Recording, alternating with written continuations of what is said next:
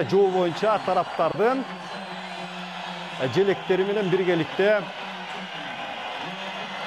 команданын катышуучулары чыгат дагы ар бир мамлекеттин күнү оюн болуп, ошондой эле биз көрүп тургандай Австралия өлкөсүнүн дагы күйөрмандары океан ары жагынан ат арытып келгенин дагы өзүңүздөр көрүүдөсүздөр. Ооба, бул эме жөн гана футболдук оюн эмес, урматтуу телекөрүүчүлөр, бул тарых парактарында калчу жаңы башталыштын учугу десем анда жаңылган болбоймун. Себеби коомдук биринчи каналдагы болгон толгон телекамералардын барысы тең азыр Дөлөн Өмүрзаков атындагы стадионго карай багытталган.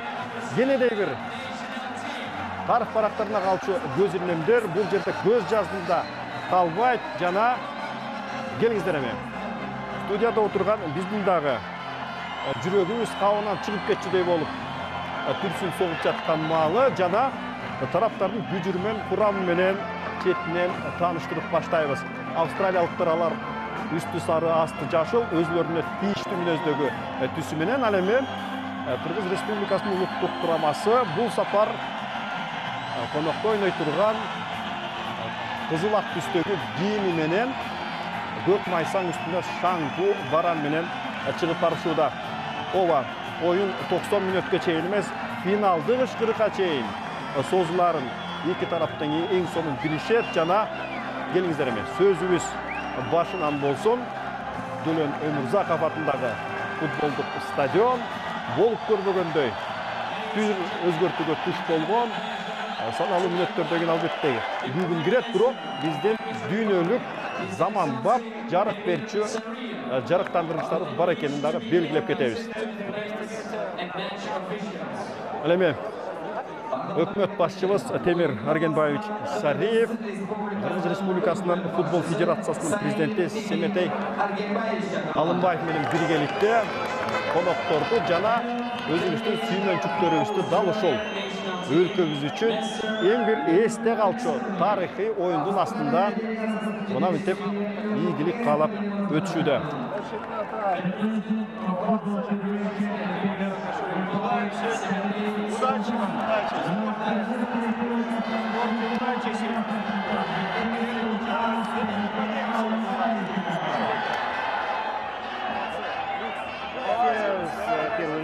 Лицами государства. Очень яркая трансляция сегодня предоставлена нам. Сегодня, без преувеличения, исторический момент в нашем футболе, как в песне поется: к нам приехал Тим Кейхилл, дорогой, и вся честная компания. Еще никогда к нам не приезжал соперник такого ранга и уровня, как сборная Австралии. Это можно сравнить с приездом в Бишкек некогда московского «Спартака» в далекие годы, хотя это сравнение немного забавное. Сборная Австралии — это, конечно же, не «Спартак». Тогда московский клуб очень была популярна у нас в стране, вообще был в фаворе. И тогда, и сейчас ажиотаж в стране по футболу невероятно силен. Теперь к вопросу о победителе. Верить в нашу победу одновременно и хочется, и колется. Мы не требуем от нашей команды победы, но мы точно требуем, чтобы наши сыграли достойно смело. Пока гимн Австралии.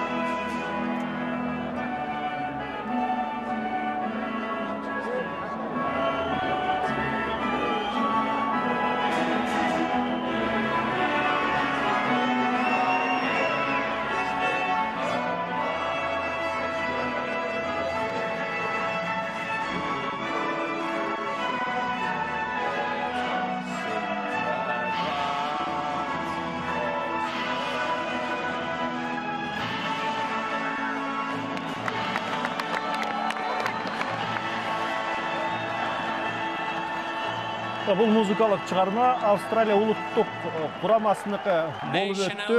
Тим Кейхилл сиздердин назарыңыздарда. Жана азыр эми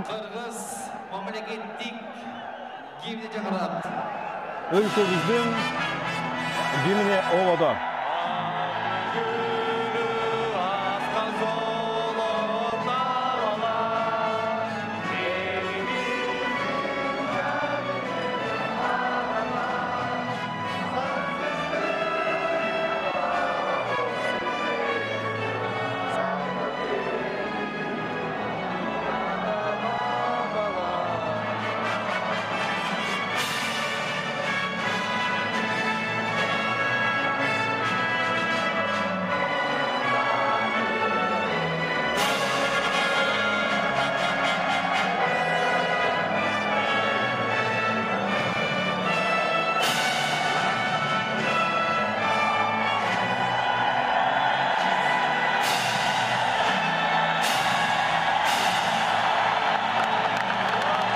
Кыргыз Республикасынын улуттук курамасы бүгүнкү күнү өзүнүн 100-чы эл аралык беттешин өткөрүп жаткан учуру. Бул эми мааракелүү самалыкка биздин көрөрмандар атайын камылга менен келишкен эмесе тараптардын күжүрмөн курамы менен. Дегенде майдан ээси өзүбүздүн сүймөнчүктөрдөн баштасак, дарбазада Валерий Кашуба 16-чы. Андан кийин коргоочулар 2-чи Валерий Кичин, 4-чи Дэниел Tego, 6-чы Виктор Майер, 7-чи Азамат Байматов, команда капитаны, 10-чы Мирлан Мурзаев, 19-чы Виталий Люкс, 20-чы Бактияр Дүйшөбеков, 21-чи Фархат Мусабеков, 22-чи Антон Землянухин, 23-чи Эдгар Бернхард. Мына ушундай күжүрмөн курамды башкы насаатчыбыз орусиялык Адис Александр Кристинин негизги билдирмеге кийриген экен. Биздин жигиттерибиз сиздердин назарыңыздарда. Жана Австралия улуттук курамасы дарбазада Метью Райан, 2-чи Юджин Франжик, 4-чи Тим Кейхил, 5-чи Марк Миллиган, 6-чы Метью Спиранович, 7-чи Лекки Метью, 13-чи Азиз Бехич, 14-чи Джеймс Троиси, 15-чи Майл Единак, ал команда капитаны сиздердин назарыңыздарда Азамат Байматов менен биргеликте чүчү кулак кармашууда. Андан ары 16-чы Бернс, 22-чи Алекс Уилкинсон. Ал эми оюндун башкы калысы Катар өлкөсүнөн келген Хамис Ал-Мари. Чүчү кулак боюнча тараптар азыр эми Азамат Байматов же топту же дарбазанын танабын тандап алат. Ооба. Ошентип тараптардын кол алышуусу. Ал эми катарлык Адиске жардам иретинде дагы бир 2 катарлык Талеп Салем Ал-Мари жана Жума Ал-Буршаид келген экен. Ал эми кошумча калыс бул Феррас Тавел Сирия өлкөсүнүн өкүлү. Жана сиздердин назарыңыздарда Австралия улуттук курамасынын түзүмү. Давайте для сравнения проведем некоторые параллели. Наша сборная в рейтинге FIFA находится на 151 месте, а наши соперники занимают 61-ю строчку в табеле о рангах. На одну ступеньку ниже сборной Болгарии. Сокерус буквально с перевода означает кенгуру футбол. Да? И, собственно, давайте к составам перейдем. Сборная Кыргызстана, в воротах Кашуба 16 номер, Кичин 2, Tego 4, Майер 6, капитан команды Байматов 7, Мурзаев 10, Люкс 19, Дүйшөбеков 20, Мусабеков 21, Землянухин 22 и Эдгар Бернард 23, Александр Кристинин, главный тренер команды, и австралийская дружина в таком составе: Мэтью Райан в воротах, Франич 2, Кейхил 4, Миллиган 5, Шпиранович номер 6, Мэтью Лекки 7, Бенич 13, Троизи 14, Едина капитан команды 15, Бернс 16 и Алекс Уилкинсон 22. Анги Пастетоглу, главный тренер сборной Австралии, главный арбитр этого матча, вся бригада из Катара, Хамис Аль-Мари и его помощники Талеп Салем Аль-Мари и Джума Аль-Буршат. 4-й арбитр Феррас Тауэл из Сирии. И можно, собственно, переходить непосредственно к игре.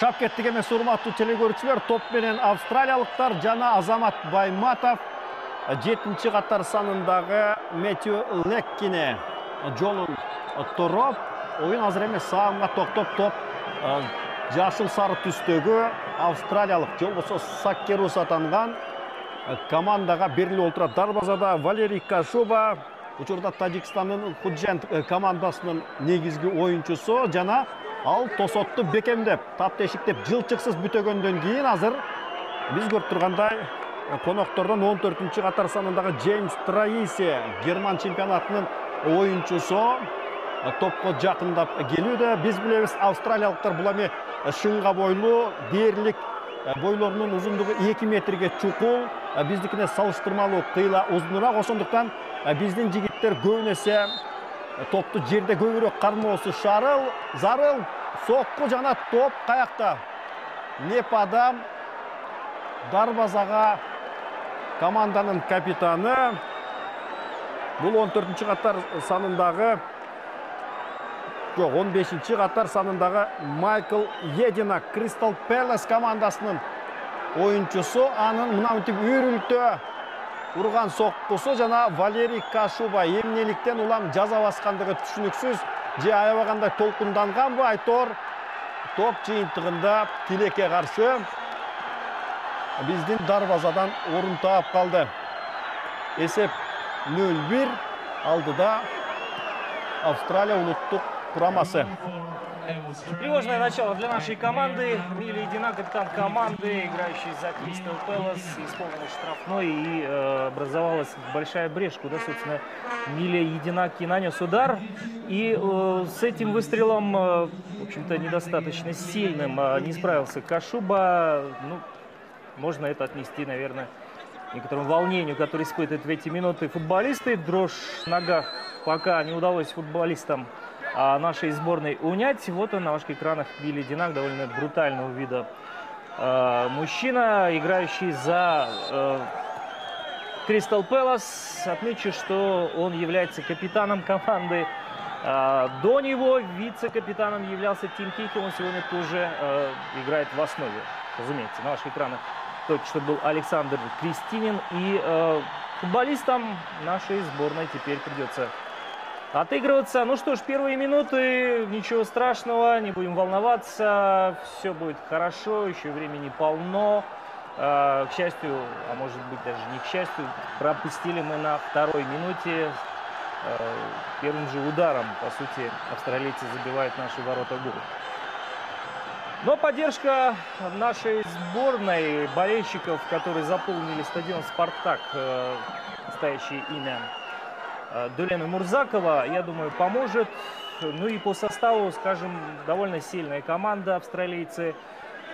Чего уж греха таить, на 61-й строчке они находятся. И команда является победителем чемпионата Азии 2015 года. Вот буквально несколько месяцев назад они завоевали этот трофей в финале, одержав победу над сборной Южной Кореи. Причем очень сложно им далась эта победа. На ваших экранах Тим Кейхилл, игравший в прошлом за Эвертон, пожалуй, самый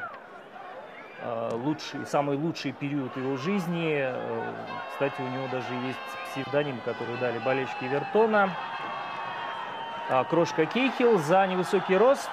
Честно говоря, очень спорный вопрос. У Кейхилла 180 рост. Может быть, для АПЛ он был недостаточно высок, зато, несмотря на это, Тим Кейхилл очень здорово играет головой. И его самая сильная сторона – это второй этаж. Поэтому за ним надо присматривать нашим защитникам. Также, если Тим Кейхилл забьет, то, я думаю, сегодня он обязательно будет избивать угловой флажок. Вот в такой манере он обычно празднует взятие ворот на ваших экранах. Тим Кейхилл великовозрастный футболист, надо отметить, но есть кому подпереть этого игрока. Конечно, культовая личность для Сокерус. Есть Массимо Луонго, но он сегодня почему-то остался в запасе.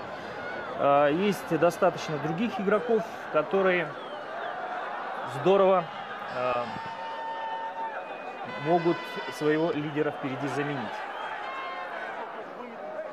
Өзүңүздөр көрүп тургандай, оюн эсеби азырынча биздин жигиттердин пайдасында эмес. Топ менен Мирлан Мурзаев сол канаттан капсыра кирип барууда. Бали Мирлан анын айып аянтчасына кирип баруусу жана урулган сокку Дүйшөнбеков, Бактияр Дүйшөнбековдун айып аянтчасынын сыртынан урган соккусу жыйынтыгында мынантип эме бет маңдай чийиминин сыртына чыга бериптир. Ооба, тамандын тыш жагы менен жакшы эле дарбазаны көздөй кадаган, бирок топ бутка жакшы ыңгайлуу отурган эмес. Бирок Мирлан Мурзаев сол канаттан түрө кирип кандай кооптуу абалды жарат бергенин дагы эстен чыгарбоо зарыл. Кайрадан так ортодон биздикилердин кирип баруусу Мирлан Мурзаев, андан ары артка Бернхардтка берди.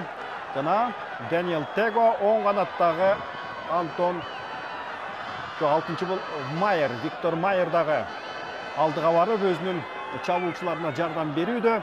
Азыр эми биздикилер үчүн жедикке эч нерсеси жок, ошондуктан маал катып олтурбастан өз бактысын алды жактан издегени дагы орундуу. А бул 15-чы катар санындагы Майкл Едина, Кристал Пэлас командасының ойыншысы, Англия премьер-лигасындағы ойнап, көпті көрген, көк шоқылардың бірі десем дағы тура болады. Дал ушул ойыншы ойындың 2-ші минутында айып белгісінен беттеш есебін ачуға жетішкен. Топ азыр әме біздің жігіттерді. Одан өтеп ортаңқы бөлікті. Фархат Мусабеков аяғында жанды ойыны менен біздікілерді алдыны көздей сүреп баруда.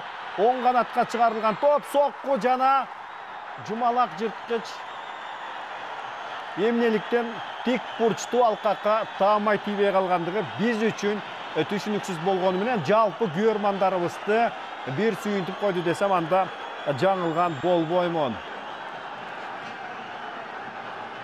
Оба, біздің ойыншымыз Виталий Люкс ең бір қоопты авалды жаратып, есепті теңегенге дерлік жақын болғандығы. Бұл әме біздің жігіттер үстіндағы дүрмөтті мықты дегенінен қавар берет әлеме. Қонақта ойнаған австралиялықтар азыр топқа елік қыла алышпай, демілгені ата-андашқа арғасыстан алдырып қойышуда. Жана біздікілер әме үсті-үстіне чабылды қаншалық мықтап қойғаны менен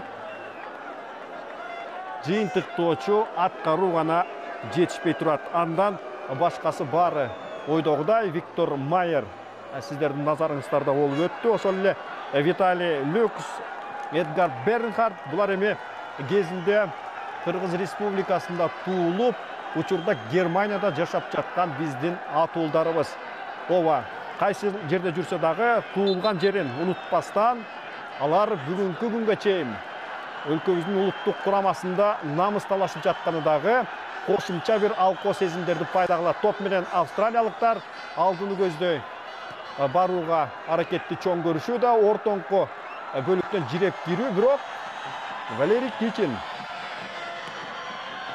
өз ордунда болуп чыгып, азыр эми оюн кайрадан австралиялыктардын түйүнөн башталууда. 22-чи катар санындагы Алекс Уилкинсон, Корея чемпионатының өкілі, андан ары өзінің өнөктөшү аркылуу ойынды курчутууга аракет жасаганы менен топ кайрадан тайталашка түшүп, азыр эми 7-чи катар санындагы Лекки Метио. Герман чемпионатында ойногон бул футболчу, байкаңыздарбы, топту алып, биздикилерди тогу жок чуркатып, ошол футболдук тыным алууга аябагандай чоң күчтү жумша жаткан маалы. Австралия улуттук курамасы булар эми эң жогорку жетишкендиги дүйнөлүк чемпионатта 8ден 1 финалга чейин жете алган. Жана бул ийгилигине алар түздөн-түз Тим Кейхилге байланыштуу десем дагы жаңылбаймын. Валерий Кичин сол канаттан чабуулду күйгө келтирүүдө, ырактан кадалган сокку жана топ бул сапар бутага дерлік да барған емес. Оба, Валерий Кичин учурда Орусиянын Түмен футболдук клубунда ойноп бүтүп, кайрадан Анжи командасына кайтып жаткан учуру. Топ кайрадан жашыл сары түстөгө австралиялыктардын көзөмөлүндө. Анткени менен биринчи 10 мүнөттөн кийин эки тараптын топко болгон маданияты дерлик бирдей экен десем дагы анда калп айткан болбоймун. Себеби кооптуу абалды жаратуу боюнча биздикилер тыйла үстөмдүгүн көрсөткөнү менен австралиялыктар жалгыз түзүлгөн бир кырдаалды бошко кетирбестен алар ыраттуу пайдаланып кетти. Бул эми билесиздерби, оюндун алгачкы мүнөттөрүндөгү толкунданууга дагы жазып койсок болот. Валерий Кашуба топко чыгууда мыкты ойноп, азыр эми алды жактагы турган биздин оюнчубуз Виталий Люкска топту даректеген, бирок бул сапар топ оюнчубузга даана жеткен жок. Бул жерде кайрадан топ үчүн болгон күрөш жана Катар өлкөсүнөн келген оюн калысы Хамис Ал Маринин ышкырыгы биздин спортчулардын пайдасында. Эми 10-чу мүнөттө урматтуу телекөрүүчүлөр, биздин атайын топто болуп келген күйөрмандарыбыз тынымсыз 1 мүнөт бою кол чаап туруу оз ыйпасын аткарып өтүшкөнүн дагы белгилеп кетебиз. Себеби бул өлкөбүздүн улуттук курамабыздын 100-чү эл аралык мелдешине багытталган десем дагы туура болот. Ошентип урматтуу телекөрүүчүлөр, сиздер футбол боюнча дүйнө чемпионатынын тандап алуу оюндарындагы экинчи баскычта Б тобундагы экинчи турдук оюндун алкагында Кыргыз Республикасы менен Австралия улуттук курамаларынын кездешүүсүнө күбө болуудасыздар. Таймаштын биринчи 45 мүнөттүгү азырынча эсеп сандары 0-1 коноктордун пайдасында. Жана дагы да биз кызыктуу жагдайларды жакындан көрүп өтөбүз деген ишенич бизде аябагандай эле көп.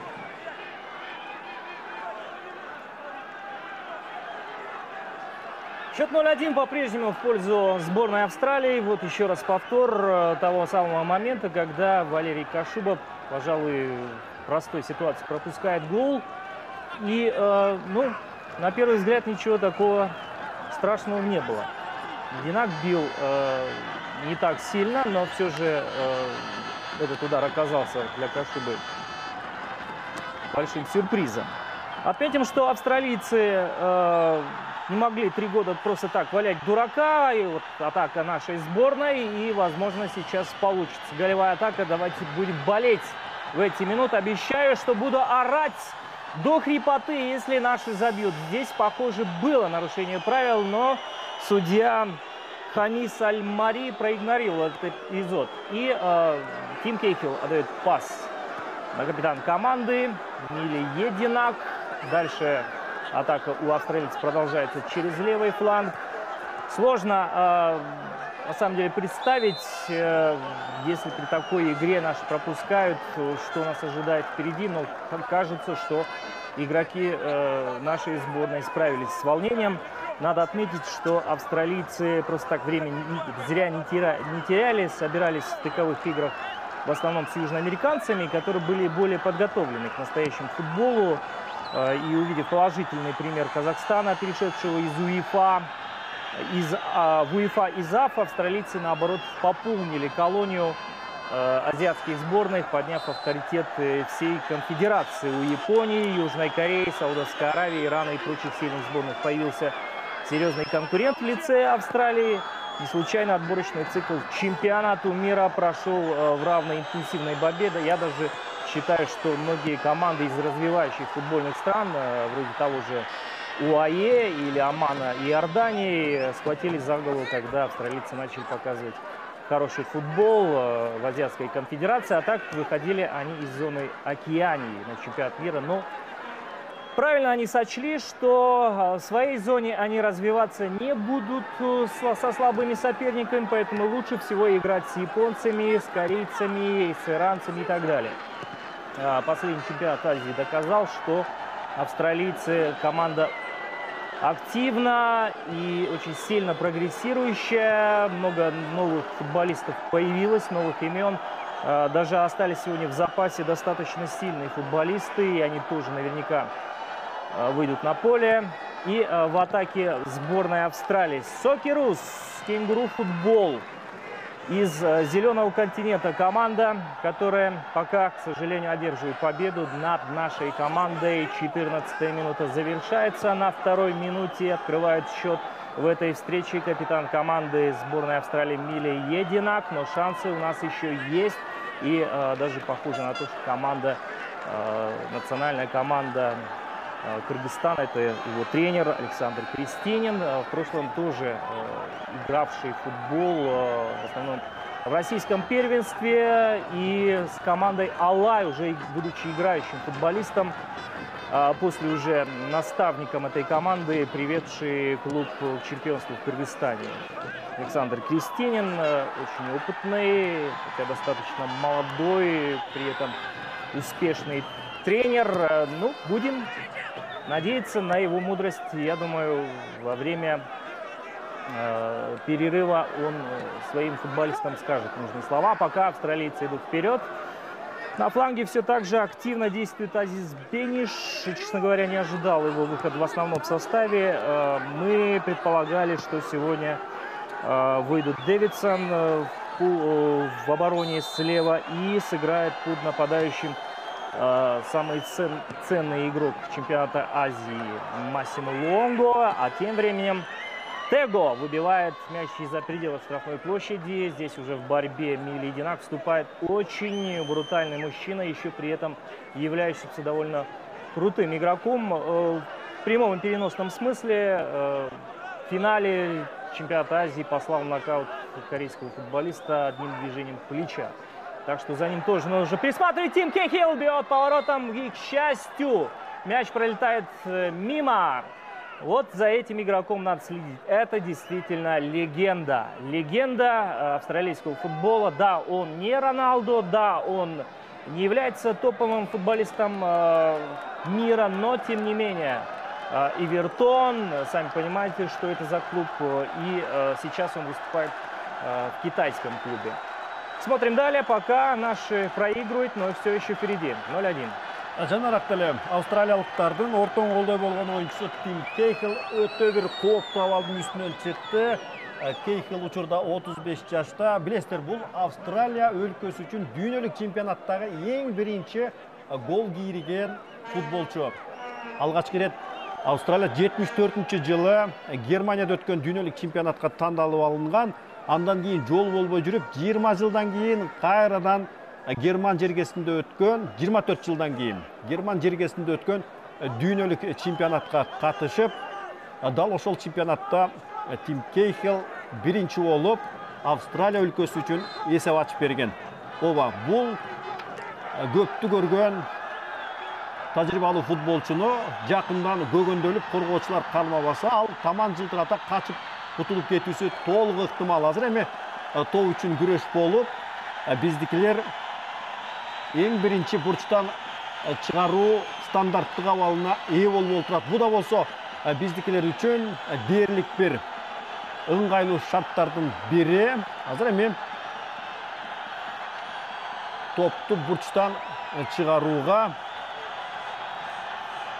биздикилер кандай аракет көрөт болду экен. Тоо үчүн болгон күрөш жана эмне болуп кетти? Дарбазачы Мэтью Райан элден мурда авалды туура баалап, топко ээлик кылууга жетишкен экен. Жана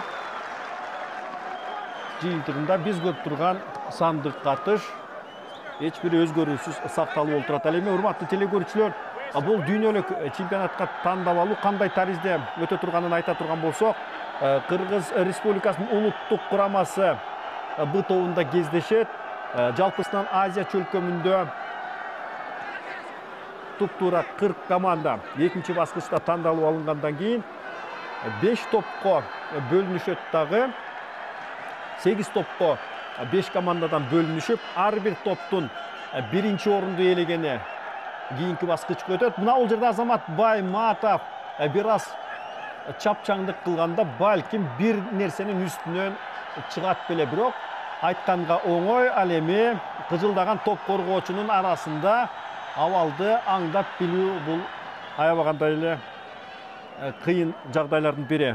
Мына ошол 8 топтун ар бир биринчи орунду ээлеген улуттук курамасы экинчи баскычка өтөт. Чабуулда австралиялыктар жана Валерий Кичин топтун астына төшөлө калуу менен бул кооптуу абалды жокко чыгарды. Бирок австралиялыктар дале болсо биздикилердин жарым талаасында көбүрөөк орун алууга ашыгышууда. Себеби оюндун алгачкы 15 мүнөттү бул кандай гана беттеш болбосун майдан ээлеринин кош демилгесинин астында өтөрү белгилүү. Мына ушул убакыт өткөндөн кийин австралиялыктар дагы эч бир тартынбастан алдыга баруу аракетин көрүп жатышкандай.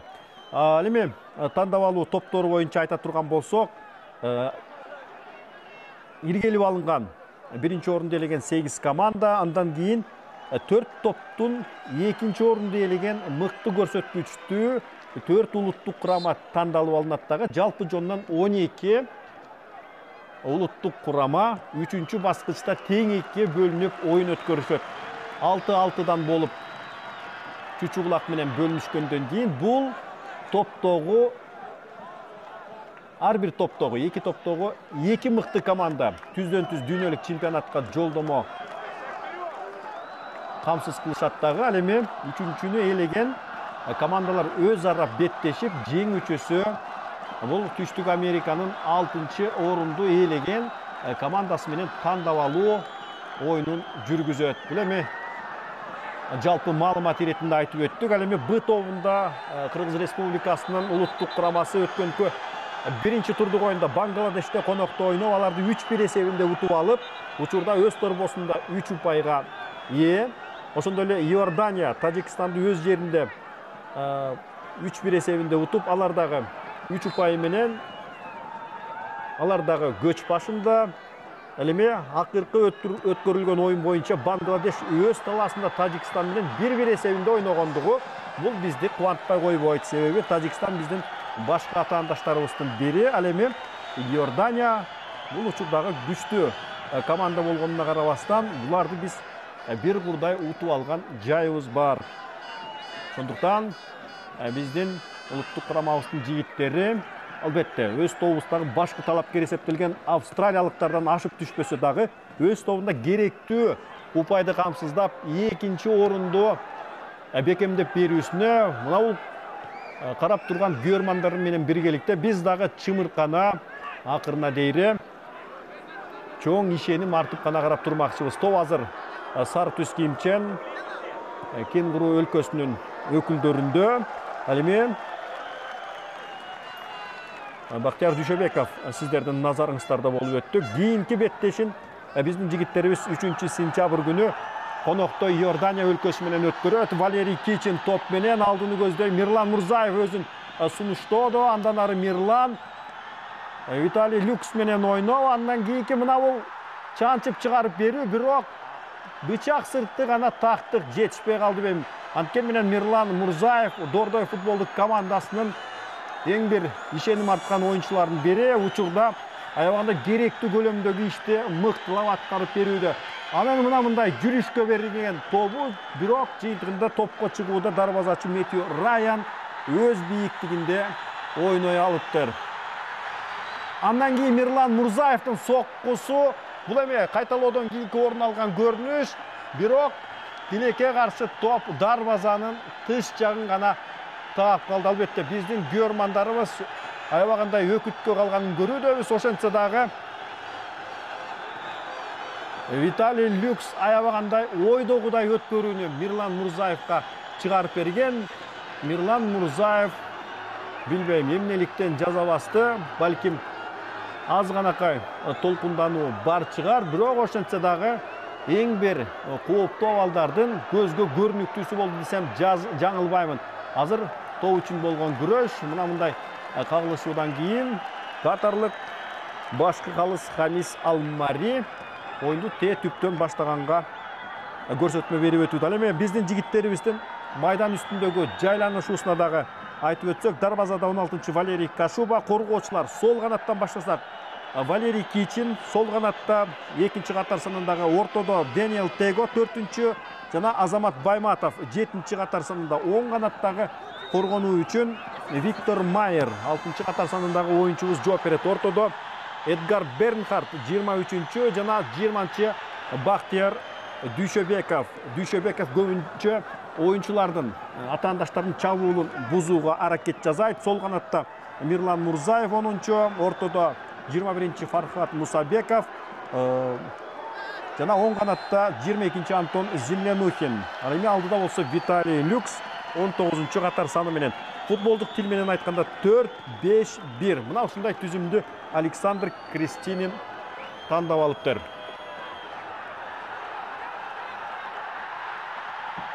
25-я минута. Здесь не было никакого положения ни игры. Играем дальше. Наши атакуют. И удар. Мяч летит над перекладиной. Даже не близко. В сторону ворот бил поворотом 23-й номер Эдгар Бернард. Один из самых активных, пожалуй, в составе нашей команды. Еще раз посмотрим за этим повтором. Ну, полумомент, надо признать, что и дистанция была прилично до ворот. Ну и у Бернарда мяч, к сожалению, свалился с ноги. В общем и в целом наша команда освоилась, похоже, со своим соперником. Да, начало было обескураживающим, но, пожалуй, наша команда взяла себя в свои руки. Вот на ваших экранах Виталий Кашуба, выступающий в Таджикистане. И погода сегодня, к счастью, оказался футбольный, 19 градусов тепла. В вечернее время проходит эта встреча. Я напоминаю, в 8 часов стартовал этот матч. И на первых минутах мы пропустили, к сожалению, гол. Палится на газоне без помощи Лекки. 6-й номер Майер, наш футболист, защитник. Ну и в целом надо признать, что сумели наши игроки сориентироваться, особенно в обороне. И впереди у Мирзалиева был хороший шанс, правда, пространство у него сокращалось.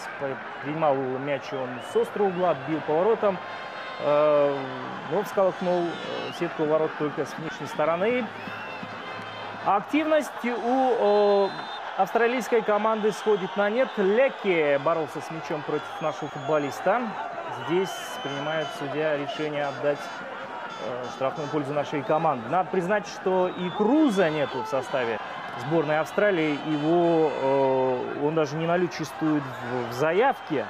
Похоже, не приехал в Кыргызстан. Но, тем не менее, есть кому впереди сыграть. Есть Бернс, есть Уилкинсон.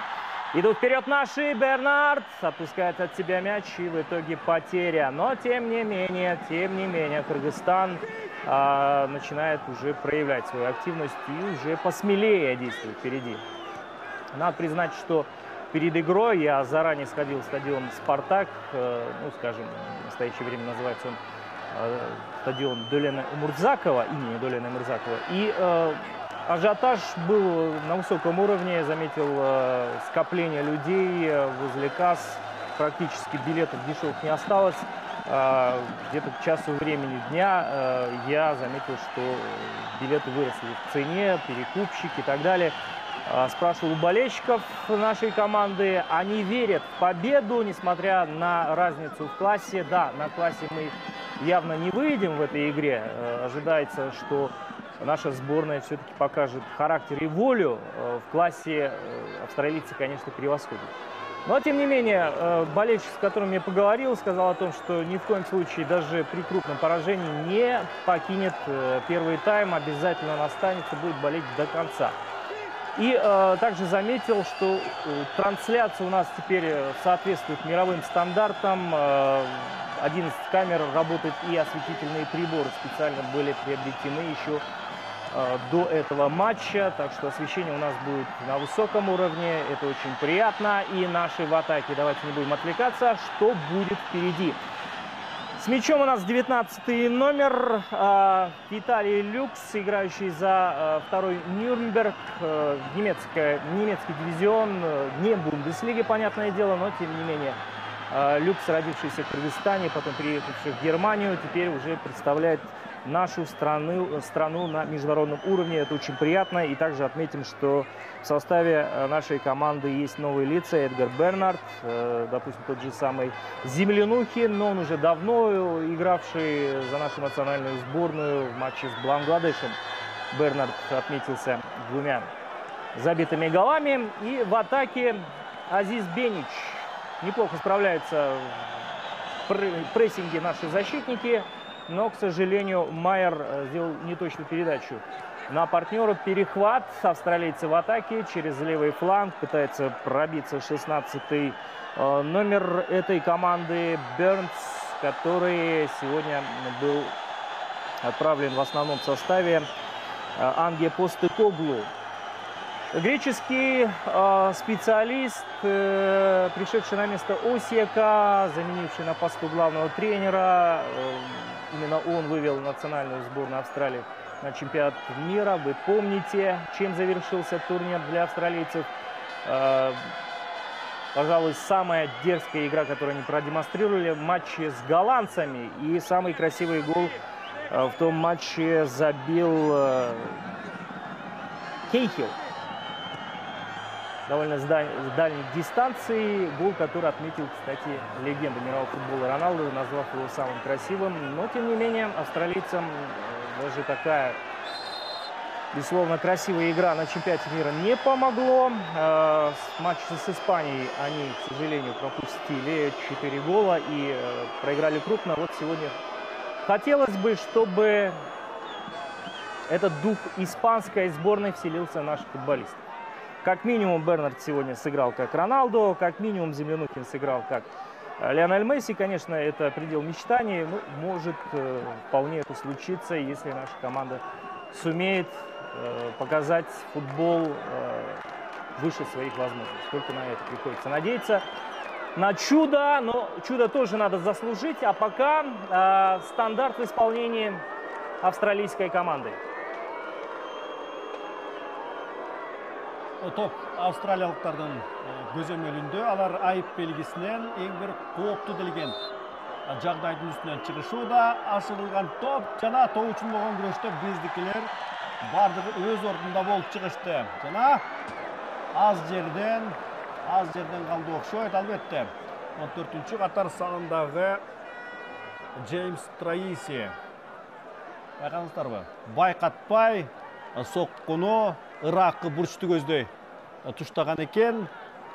Чынында ортодон биздин коргоочулардан жанып кайткан топ изин өзгөртүп, жыйынтыгында Валерий Кашубаны кыйлап түйшөлтүп койгонун дагы көрүп алдык. Анткени менен бурчтан чыгарылган стандарттык абал жана байкаңыздарбы? Экинчи кабатта австралиялыктарга каршы даба табыш кыйын. Меттью Спиранович, ушундай ысымды алып жүргөн австралиялыктардын шыңга бойлуу оюнчусу абада алдаганча мыкты ойной алып тура. Албетте булардын бой узундугу кыйла чоңураак, ошон үчүн биздин жигиттерибиз байкадыңыздарбы, топту жерде көбүрөөк кармап болушунча атаандаштарга ыңгайсыздыктарды жаратуунун аракетинде. Топ үчүн болгон күрөш. Албетте сол канатта Мирлан Мурзаев күзөтүп турууда жана бир курдай биздин Эдгар Бернхард. Мирлан Мурзаев таябагандай ыңгайлуу жагдайга топту чыгарып берген, бирок Мирлан Мурзаевка кичине тактык жете бербей, авал бошко кетип калганын дагы өзүңүздөр жакшы көрүп алгансыздар. Эдгар Бернхард 23-чү катар санындагы биздин футболчубуз бүгүнкү күнү аябагандай тиешелүү көлөмдөгү ишти алып барып, биздин оюнубуздун алга жылуусуна чоң салымын кошууда. Бернхард туурасында айта турган болсок, ал Сокулук районунун Новопавловка айылында туулган, учурда Германияда жашап, ал жерде тагыраагы Польшанын Видзеу аттуу футболдук клуб үчүн ойноп келет. Топ менен биздикилер Дүйшебеков жана Эдгар Бернхард.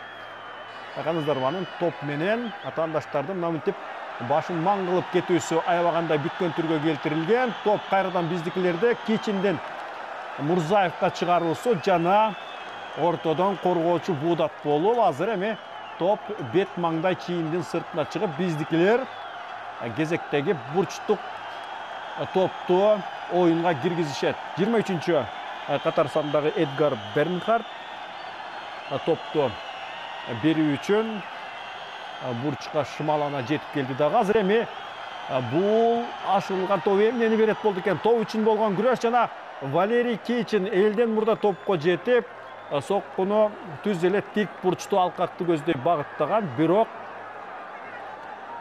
мындай кыйчалыш учурда бутаны табуу алдаганча кыйын. Байкаңыздарбы? Азыр күн өзүнүн уясына жакындаган сайын күгүм кирип баштады, бирок бул биздин Төлөн Өмүрзаков атындагы футболдук стадионубузда күндүзгүдөй жарык абал түзүлүп олтурат. Бул биринчи кезекте билесиздерби, жарыктандыруу ишин ордуна коюуда Кыргыз Республикасы футбол федерациясы менен биргеликте Катар мамлекетинин футбол федерациясы кызматташтык тууралуу 5 жылдык кызматташууга кол коюп, анын эсебинен биздин футболдук жайыбызды жарыктандыруу дүйнөлүк талапка жооп берип калды. Мындан ары эми биздин футболчуларыбыз, жолбосу ички чемпионатыбыз какшыма күндүн кабында өтпөстөн нагыз футболдук аба ырайында кечке маал күгүндө көпчүлүк өзүнүн жумуштан бошогондон кийин болот десем анда жаңылбаймын. Топ биздикилерде жана оң канаттан түрө кирип бара жаткан бул Антон Землянухин өзүнүн өңүтүндө мыкты ойнодо. Виктор Майер жана Виталий Люкска берилген топ. Ортодон кыйла узун бойлуу австралиялыктар экинчи кабатта, албетте алар аябагандай бойлорунун артыкчылыгын пайдаланып жатканындагы белгилеп кеткенибиз туура болот. Ал эми бул футбол боюнча өтүп жаткан дүйнөлүк чемпионатка тандабалуу оюндарында биздин ички чемпионатыбызда эң көп футболчуну жөнөткөн бул Дордой футболдук клубу. Андан кийин алга менен Абдыш Ата командасы экенин дагы айтып өтөбүз. Топ дарбазаны көздөй багытталганы менен жогорку тактыкта болбой калгандыгы албетте биздин күйөрмандарыбызды кенедей дагы күйүнтүп койгон жок. Себеби байкадыңыздарбы, биздин күйөрмандарыбыз акырына дейре өзүбүздүн сүймөнчүктөрүбүзгө ишенет. Мына эмесе бурчтан чыгаруу боюнча артыкчылык биз тарапта 3-1 сандык катышында. Азыр эми кезектеги стандарттык абалтан бола келген абал.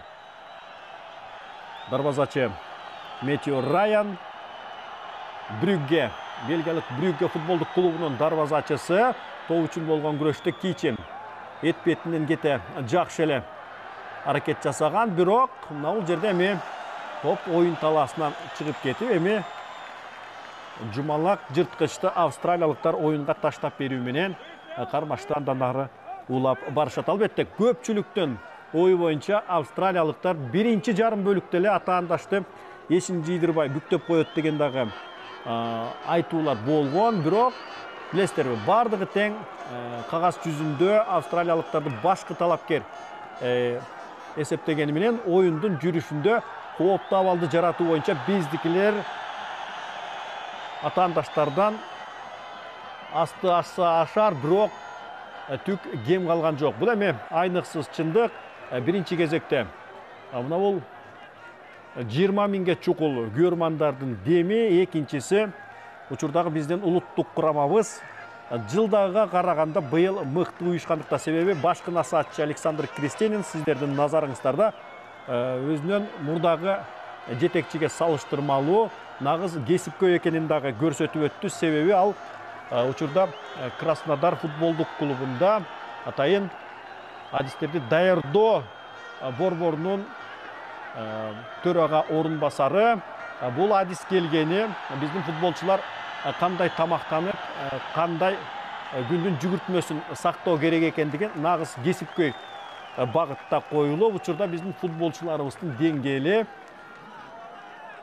көпчүлүк күткөндөй эле жогорку калыбына келип олтурат. Албетте австралиялыктарга каршы ойноо бул эми жөнөкөй катардагы улуттук курамалардан кескин айырмаланат. Себеби футбол, биз билебиз, бул европалык спорттун түрү, көбүн эсе европалыктардын жадына жакындан сиңген, аларга көбүрөөк тааныш. Бирок ошентсе дагы биздин футболчулар учурда тең ата мүнөздөгү оюнду тартуулашып, ачыгын айтып коюшубуз керек, биринчи жарым бөлүктө биздин жигиттерибиз каршылаштардан ныпым кем калган жок.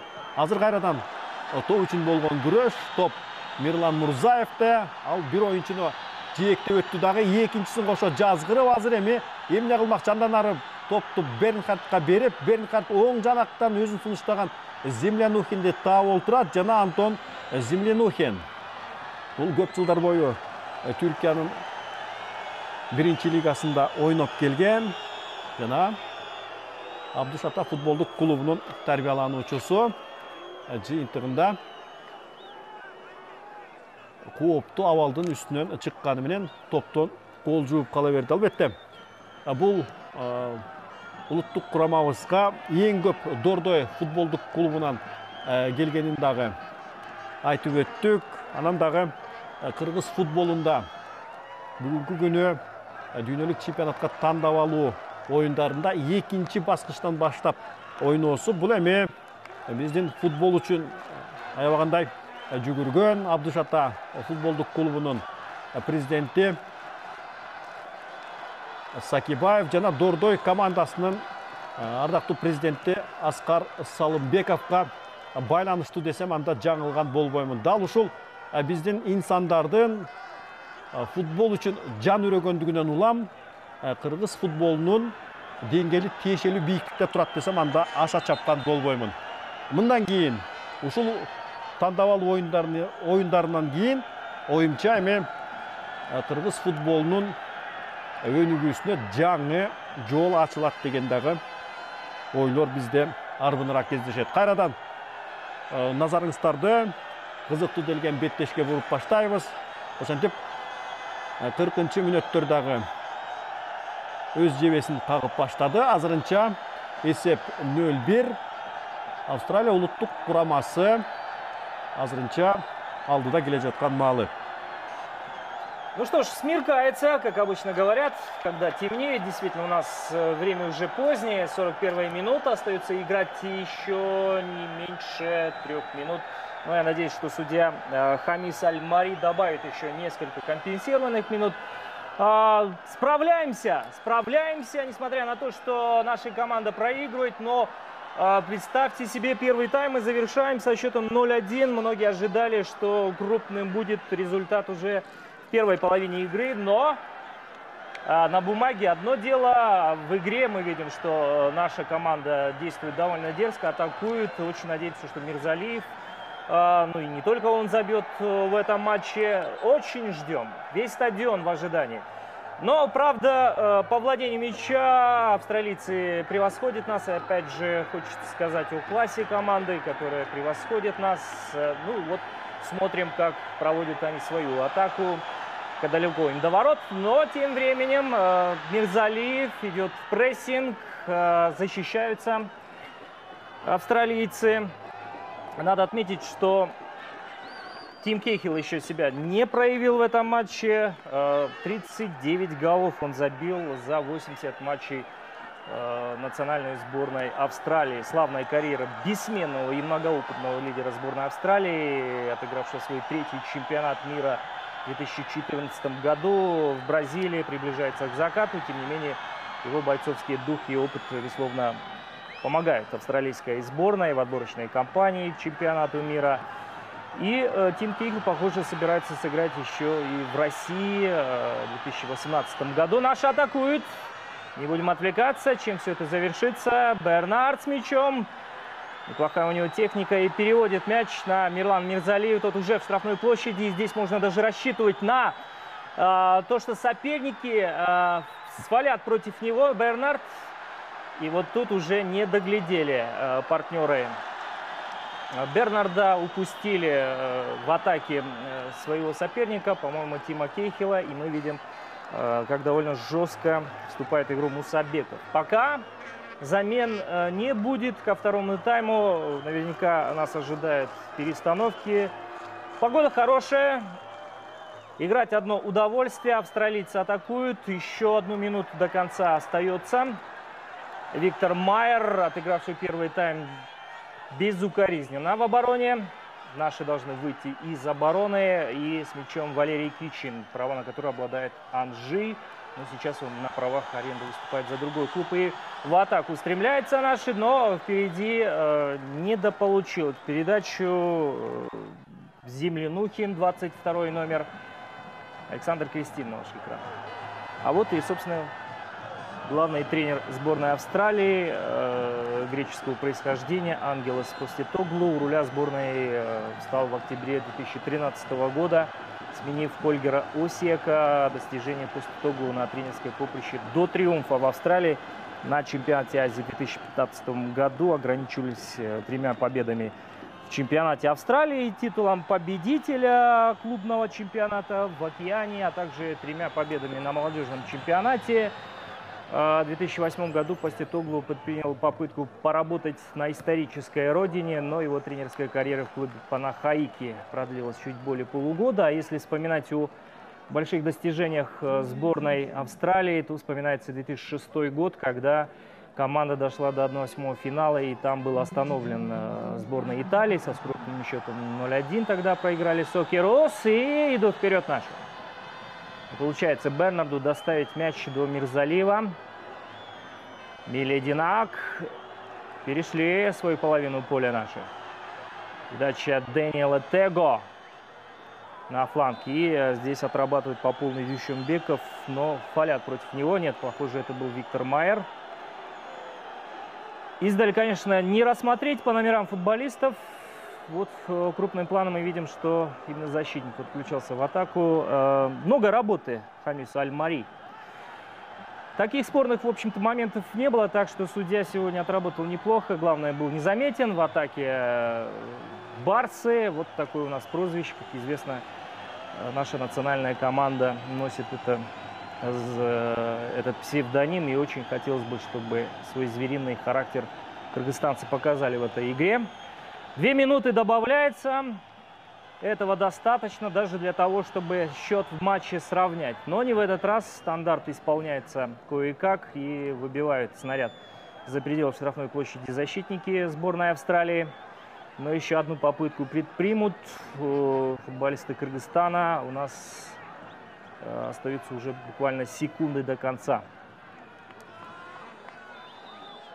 Вот-вот прозвучит свисток главного арбитра из Катара Хамиса Аль-Мари. Отметим, что первый тайм у нас прошел сносно. Да, проигрываем, но справились со своими нервами, освоились в игре со сборной Австралии. Вы только представьте, да, даже по положению FIFA наши уступают сопернику очень серьезно. Вот и завершается первый тайм. К сожалению, 0-1, но во втором тайме есть надежды. И очень надеюсь, что Александр Крестинин сумеет нашу команду взбодрить уже после перерыва. Есть ему что сказать своим подопечным во время перерыва.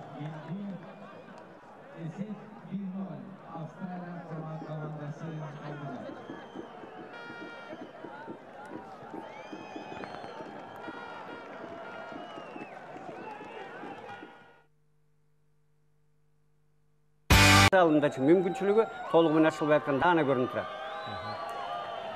Ошо урматтуу телекөрүүчүлөр, Дөлөн Өмүрзаков атындагы футболдук стадионубузда күндүзгүдөй жарык болуп турат. Жана 20 миңге чукул келген көрмандын алдында ошондой эле коомдук биринчи канал аркылуу биздин улуттук курамабыз дүйнөлүк чемпионатка тандап алуу топтук оюндарында Австралия улуттук курамасы менен экинчи жарым бөлүктөгү оюн көрсөтүүсүн андан ары улайт. Азыр эми биз орунубузду дал ушул Дөлөн Өмүрзаков атындагы көк майсанга которуп баштайбыз.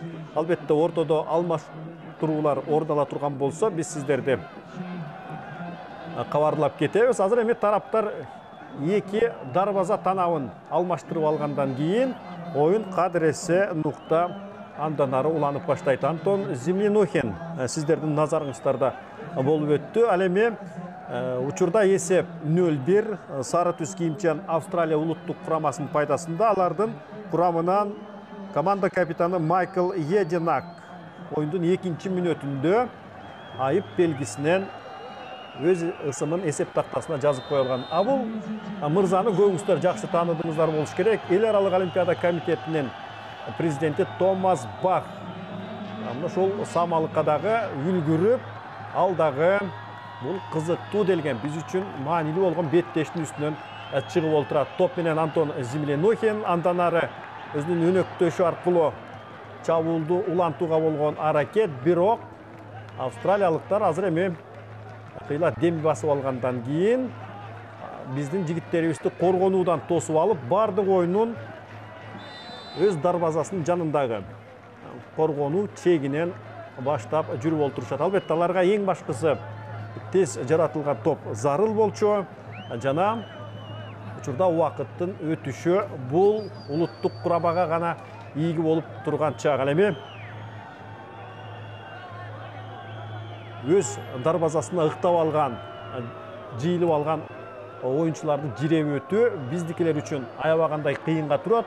Бирок ошончо дагы үйрөнүү зарыл. Топ менен австралиялыктар сол канаттан кирип баруу, бирок оң канатта ойногон биздин Виктор Майер өз бийиктигинде ойноп, атаандаштын жолун торогонго жетише алды.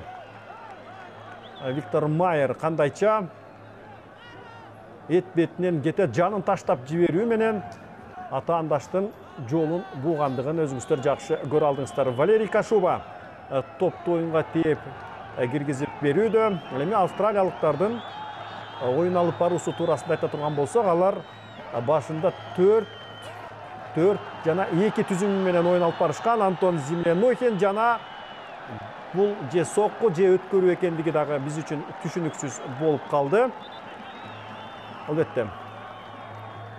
Ар бир оюнчуга көгөндөлүп алгандыгы өзүңүздөр жакшы байкоодосуздар. Жана эң негизгиси футболдо бул биринчи өткөрүү же болбосо биринчи пас деп айтып коет. Качан гана кооптуу өткөрүү жасалгандан кийин эң бир ийкемдүү делген чабуул оруналарындагы көңүстөр жакшы билесиздер. Ошентип урматтуу телекөрүүчүлөр, Бишкек шаарынын чок ортосунда орун алган Дөлөн Өмүрзаков атындагы футболдук жайылышта Россияда өтчү дүйнөлүк чемпионатка тандап алуу оюндарынын алкагында Кыргызстан улуттук курамасы австралиялыктарды өз үйүндө кабыл алууда азырынча экинчи жарым бөлүк жаңыдан гана башталып отурат. Сандык катыш 0-1 атаандаштардын пайдасында. Стартовал второй тайм, 47-я минута завершается. Я представлю вам нашего гостя, который подключается ко второму тайму. Это Мирет Букуев, заслуженный футбольный тренер. И, собственно, вы никуда не уходили. У нас вы все это время находились в студии и помогали анализировать происходящее сегодня события. Мирет Байке, что скажете, есть ли у нас шансы, верите ли в то, что наша команда сумеет держать победу? Ну, конечно, это очень сильно сказано, слово «победа». Тем не менее, шансы какие-то у нас появляются. И вы правильно сказали, что австралийцы — это те же самые люди, тоже две руки, две ноги. У них тоже есть свои какие-то определенные слабости. Что скажете? Вы знаете, очень четко вы точно заметили. Во-первых, конечно, при стартовое волнение, во время игры, начало, это, конечно, сказывается. Но в то же время я бы хотел бы особенно сейчас отметить, вот такая есть пословица, говорит, если ты деньги потерял, говорит, то ничего не потерял, говорит.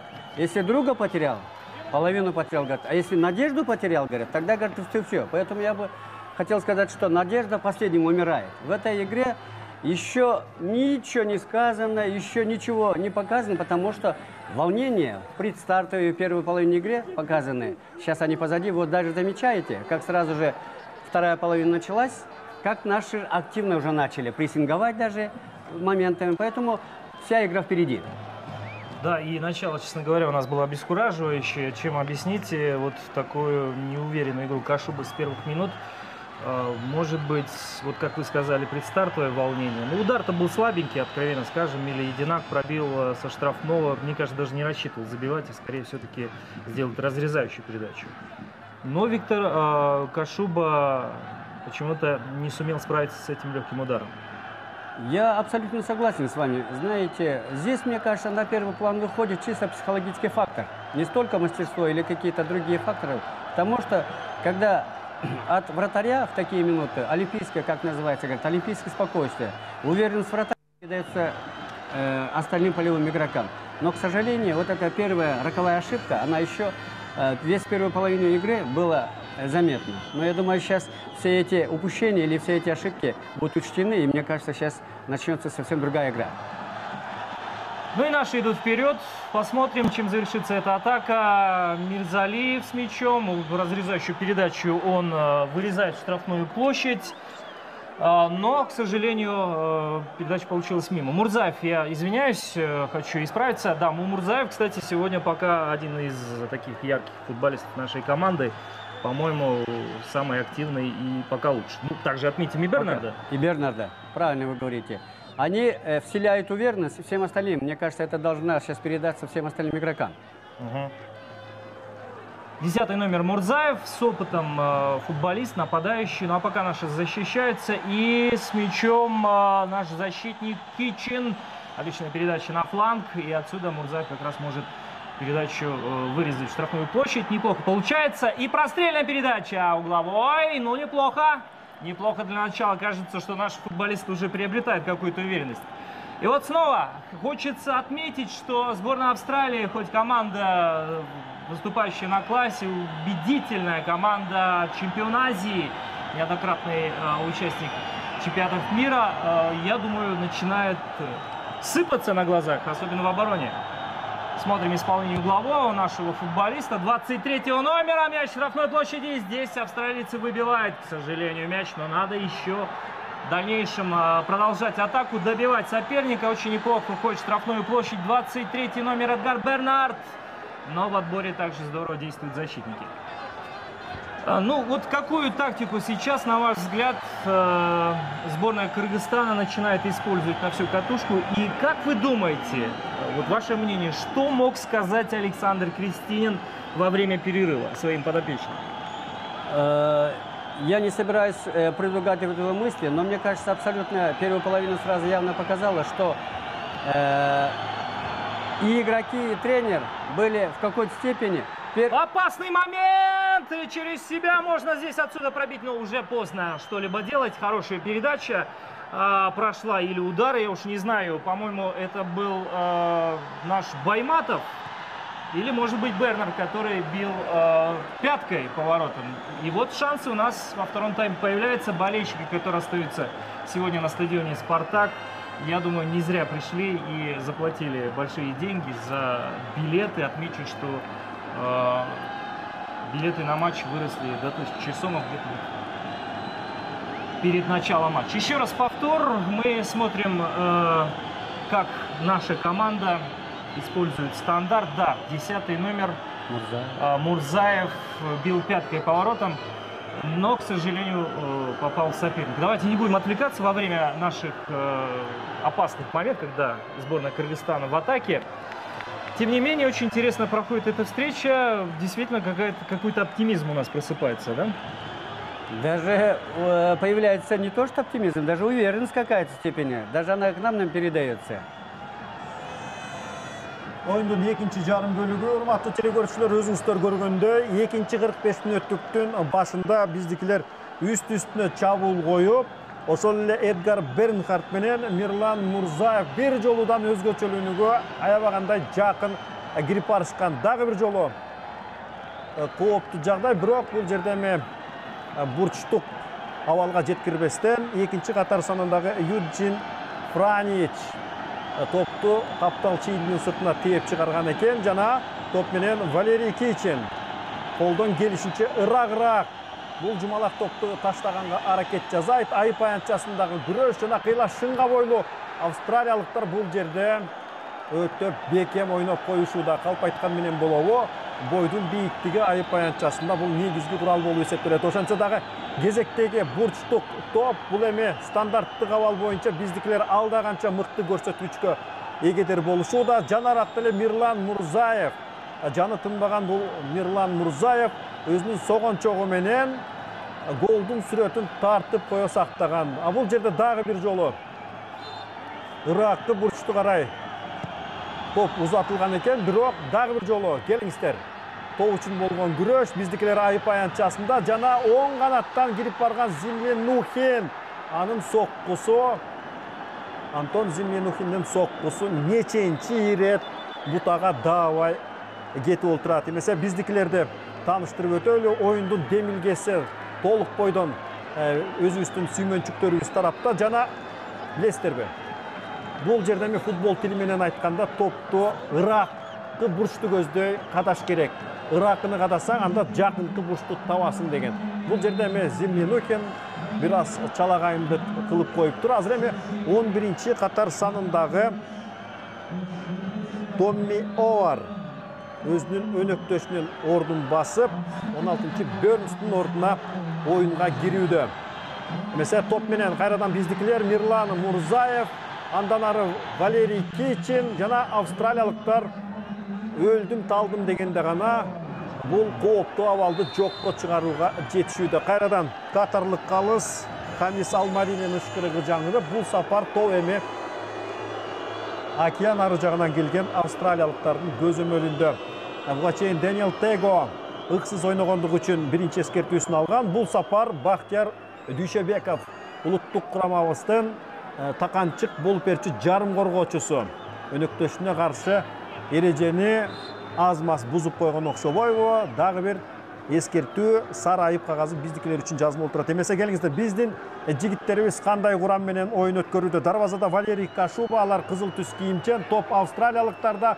Алардағы топ эми албетте биздикилердин менчиги эмес, ошондуктан өтө этият түрдө коргон болсо, бул Сакерус атанган австралиялыктар канчалык кыйын экенин жакшы билесиз. Мирлан Мурзаев жада калса чабуулдук өңүтүн таштап коргоочуларына жардам берип, бүгүнкү күнү аябагандай көп өлчөмдөгү көлөмдүү ишти аткарууда. Азамат Мирлан эгер деле ушунусунан жазбаса, анда Мирлан дагы далай көптөгөн кооптуу абалдарды жаратат деген ой бизде күч. Андан ары экинчи Валерий Кичин сол канаттагы коргонуучун жооп берет. Ортодо 4-чү Даниэл Tego, Азамат Байматов менен 7-чи жана оң канатта Виктор Майер 6-чы катар саны менен.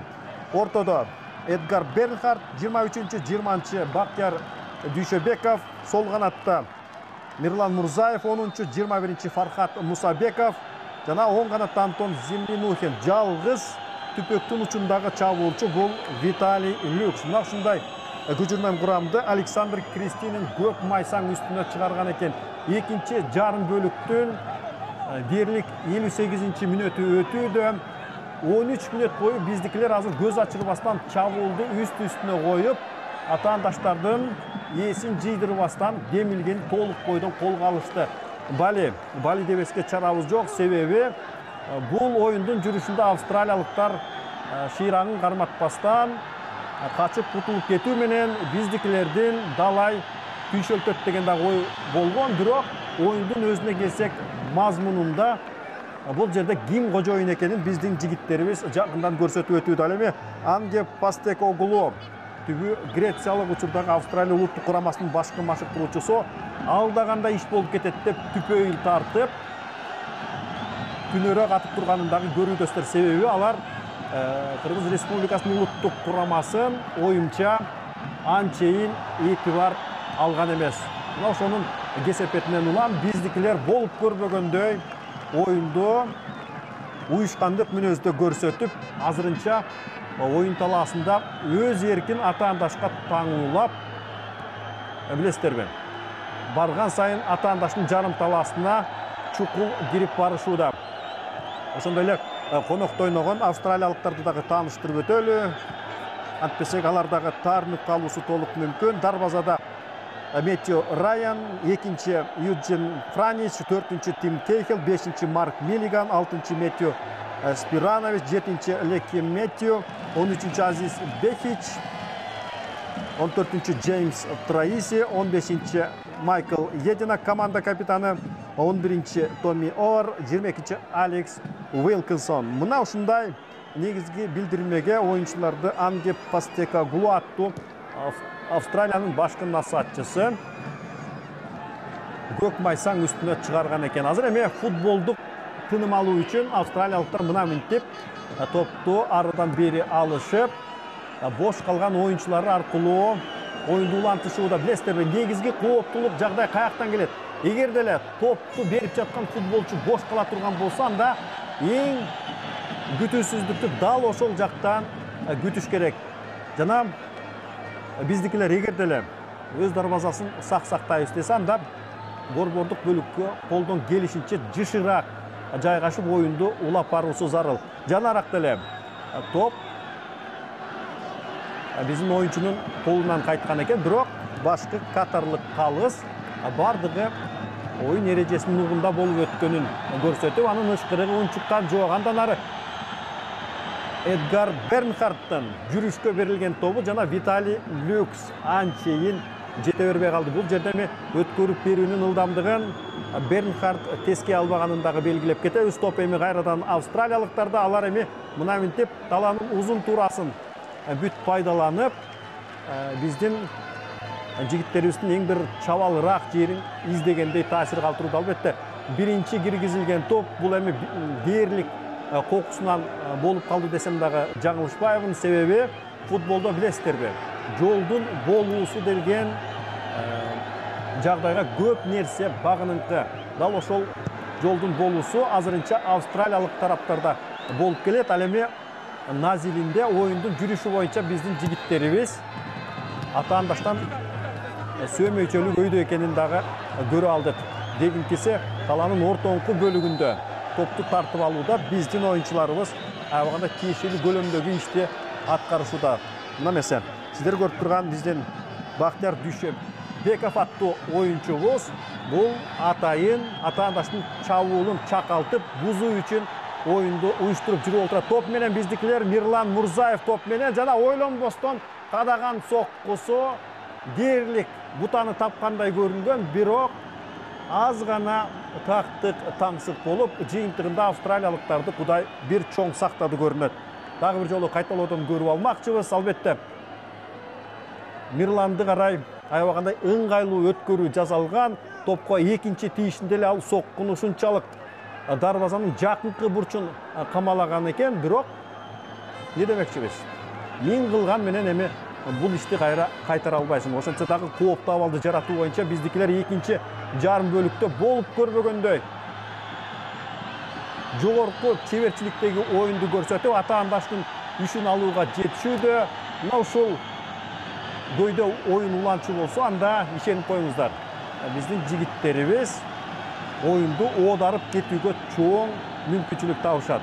Азырынча экинчи 45 мүнөттүк дагы бир кооптуу жагдайлардын бири стандарттык абал биздикилердин пайдасында. Азыр эми жакшылап көңүл буруп карап турабыз. Антон Землянухин оң канаттан топту чыгарууга жакындап барууда. Байкадыңыздарбы, бурчтан чыгаруу боюнча сандык атыш 7-1.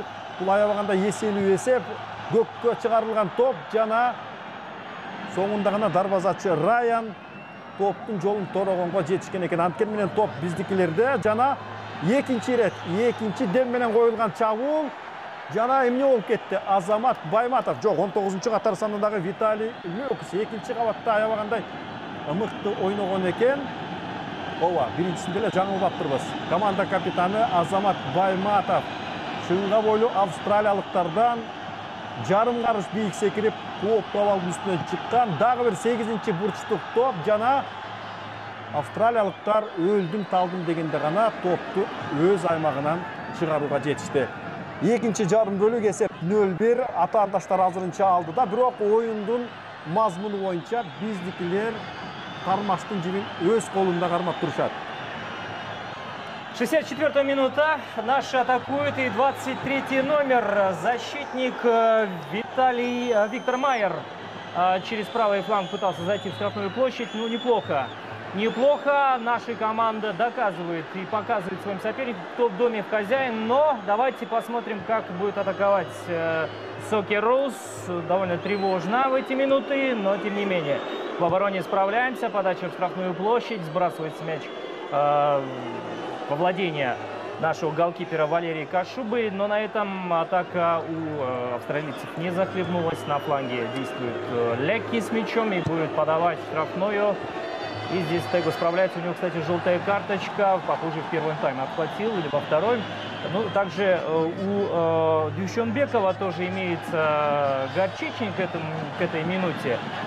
Ну, а у австралийцев тем временем произошла замена. Мурзаев идет вперед и входит в штрафную площадь. Здесь уже передача отдавать, но чуть припозднился с этим наш нападающий 10-й номер Мирлан. Со мной, напомню, еще раз специалист, заслуженный футбольный тренер Медет Букуев, который иногда вздрагивает, когда наша команда атакует и когда в наши ворота атакует. Вы очень сильно волнуетесь, понятно ваши эмоции. Ну, что скажете по этим минутам? Вы знаете, ярко видно же, как говорят пословицы, говорят, как карточный домик разваливается. То есть стройная система австралийцев сейчас уже как и не бывало такого. Поэтому, мне кажется, еще чуть-чуть, еще немного поднажать, и мне кажется, счет должен измениться. Дүйшенбекова заменяет Ильдар Амиров, 12-й номер. Что скажете по этому футболисту? Пока идет стандартное положение. И надо отсюда быстрее выводить мяч. И, к счастью, по-моему, Тим Кейхилл бил поворотом. К счастью, мяч прошел над перекладиной, причем даже близко не пролетел. И, слава богу, Кашубе здесь не пришлось в игру вступать. Давайте посмотрим в замедленном повторе, кто же у нас поворотом-то лупил. 14 номер Траизи. Ну вот в составе австралийской команды Траизи тоже отмечается неплохо. И знаете, что интересно? Из радаров пропал наш дорогой Тим Кейхилл. И очень странно, почему с ним такое происходит. Ну, значит, наши защитники с ним справляются, закрыли капитана, вице-капитана австралийской команды. Правильно говорите, правильно, потому что, знаете, обычно... Внимание, внимание!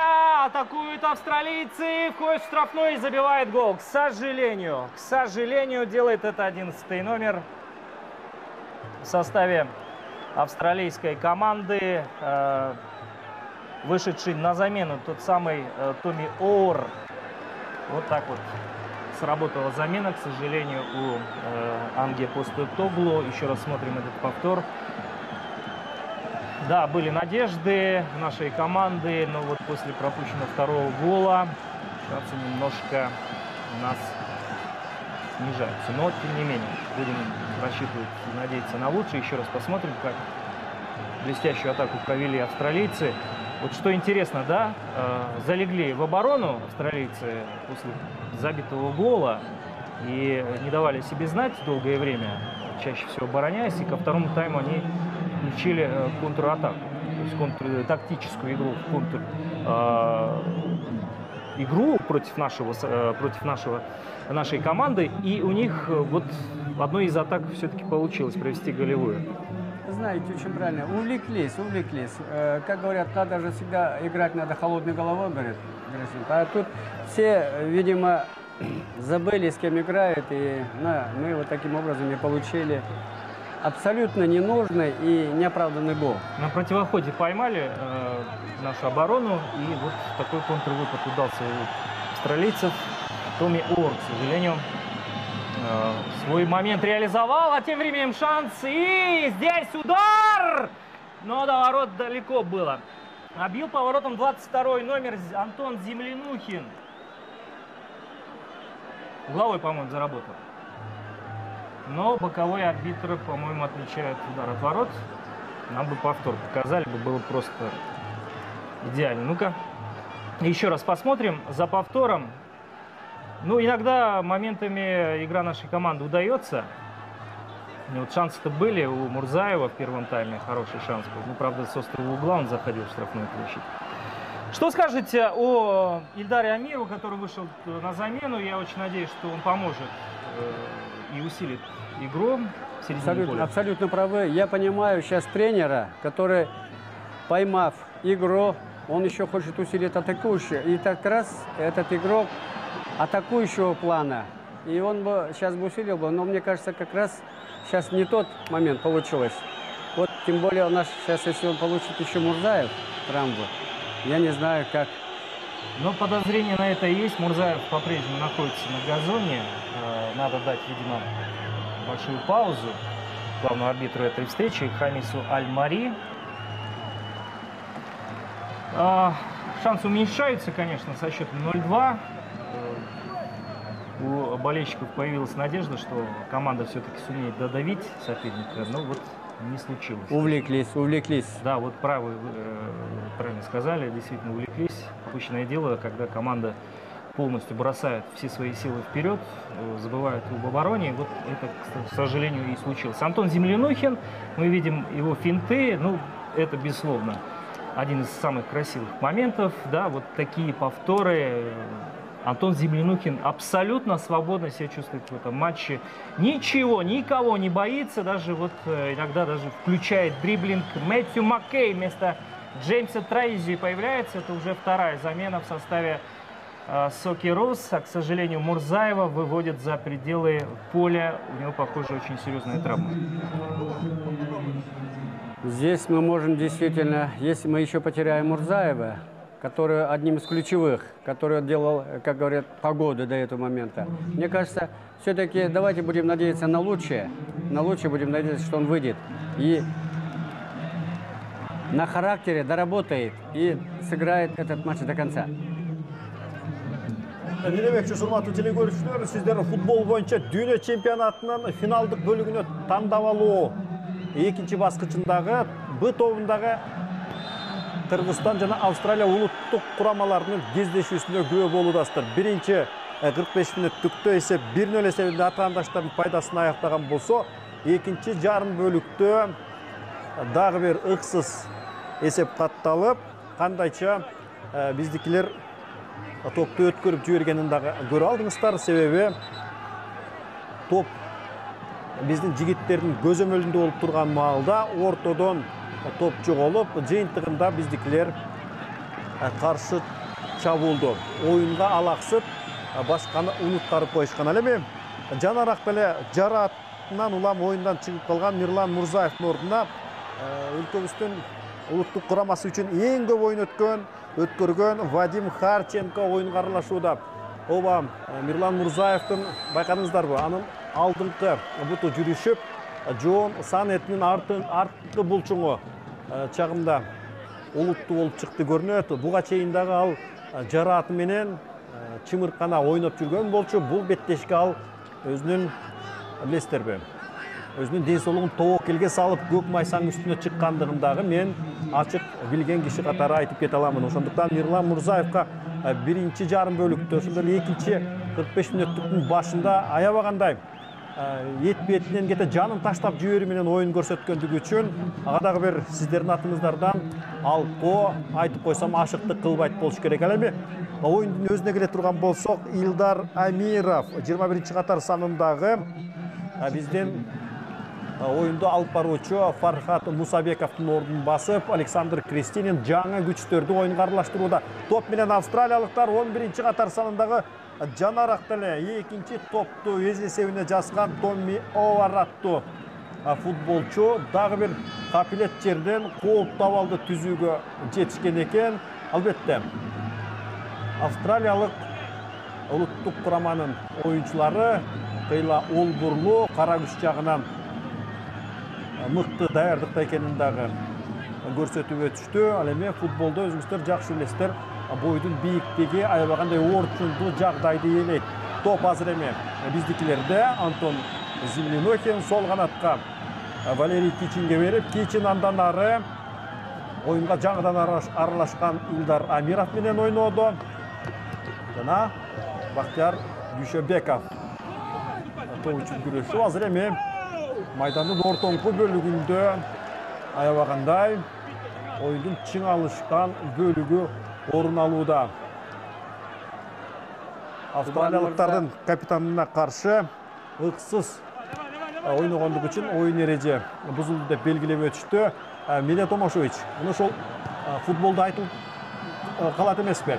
Жакшы ойногон команда бул эми өзү эле ойной бербестен бөлөктү дагы ойногонго мүмкүнчүлүк берет деп. Анан эми статистикалык көрсөткүч боюнча дарбазаны көздөй биздикилер 10 соккуну кадаган болсо, австралиялыктар болгону 6-ны уюштурушкан экен. Анын 3-өсү биздикилердики. Дарбаза турткусун тапса, австралиялыктардын болгону 2 тобу дарбаза турткусун көздөй барып, 2 тең голго айланып калыптыр. Уан Мырза, абдан бир жакшы учурду байкап өтүпсүз. Мен сизге менен пикир алышайын деген оюм. Экинчи голдун кирилишине биздин дарбазачынын кандайдыр бир деңгээлде мен ойлойм, экинчи голдо дагы дарбазачынын кандайдыр бир деңгээлде тиешеси бар го деп. Анткени оюн талаасында карап көрсөңүз, бир тебилген аралык, түздөн түз эмес, сол жак бурч жактан биздин коргоочу каршылык көрсөтүп аткан. Ошонун баарын эсепке алып келгенде мен ойлойм, дарбазачыбыз бул жерден да өзүнүн толкундосун баса албай аткандай көрүнүп атат. Ошонун негизинде жана сиз айтып аткан оюндун жүрүшү, баардык проценттик маалыматтардын баары биздин пайдабызга болгону менен оюндун эсеби бизге болбогондугу мен ойлойм, ушу дарбазачы жана жарым команда деген дагы бир жолу ушул жерде чыңго деп ойлоп калдым. Топ менен биздикилер жана айып аянтчасында бир эмес 2 футболчубуз ардан бери алышуу аракетин көргөн, бирок жыйынтыгында өзүңүздөр көргөндөй австралиялыктардын бул жолкусу дагы бар камырдан кыл сурugандай өтө этияттык менен абалды ойноп бүткөн келтирип кое алышты. Анан дагы бир нерсени унутпашыбыз керек, урматтуу телекөрүүчүлөр. Австралия бул жөн гана 61-чи орундагы ФИФАнын бедели боюнча 61-чи саптагы команда эмес, ошондой эле булар учурдагы Азиянын чемпиону. Ал эми дүйнөнүн 3-2 калкы бар чөлкөмдүн чемпиону болуш бул аябагандай зор күчтүү талап кылат. Ага чейин австралиялыктардын кайрадан капилет арыдан бери койгон чабуулу биздикилер үчүн аябагандай токтотуп кыйынга турууда. Бирок ошентсе дагы Дэниел Tego акырында ээсиз калган топтун жолун тороп дагы бир кезектеги австралиялыктардын чабуулун чакалтып койду. Тим Кейхел сиздердин назарыңыздарда австралиялыктардын учурдагы ардагер, даңканы таш жарып турган оюнчусу. Австралия үчүн, улуттук курамасы үчүн 39 ирет гол кийирип, бул аталган кураманын эң көп гол киргизген оюнчусу.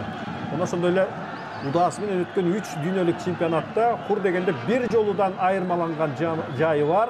Жана бул жаатта ал Ван Перси, Робин сыяктуу айтылуу футболчулардын катарына кирип калды. Жана биз көрүп тургандай Тим Кейхил дагы.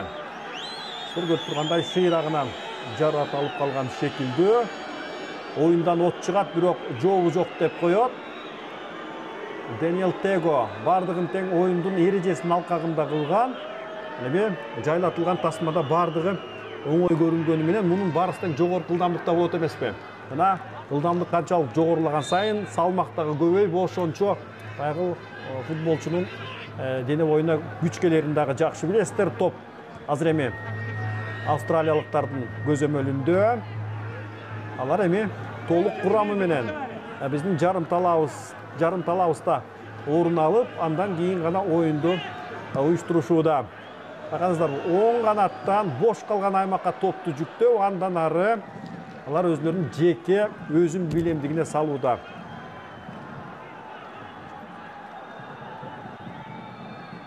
Валерий Кашуба сиздердин назарыңыздарда.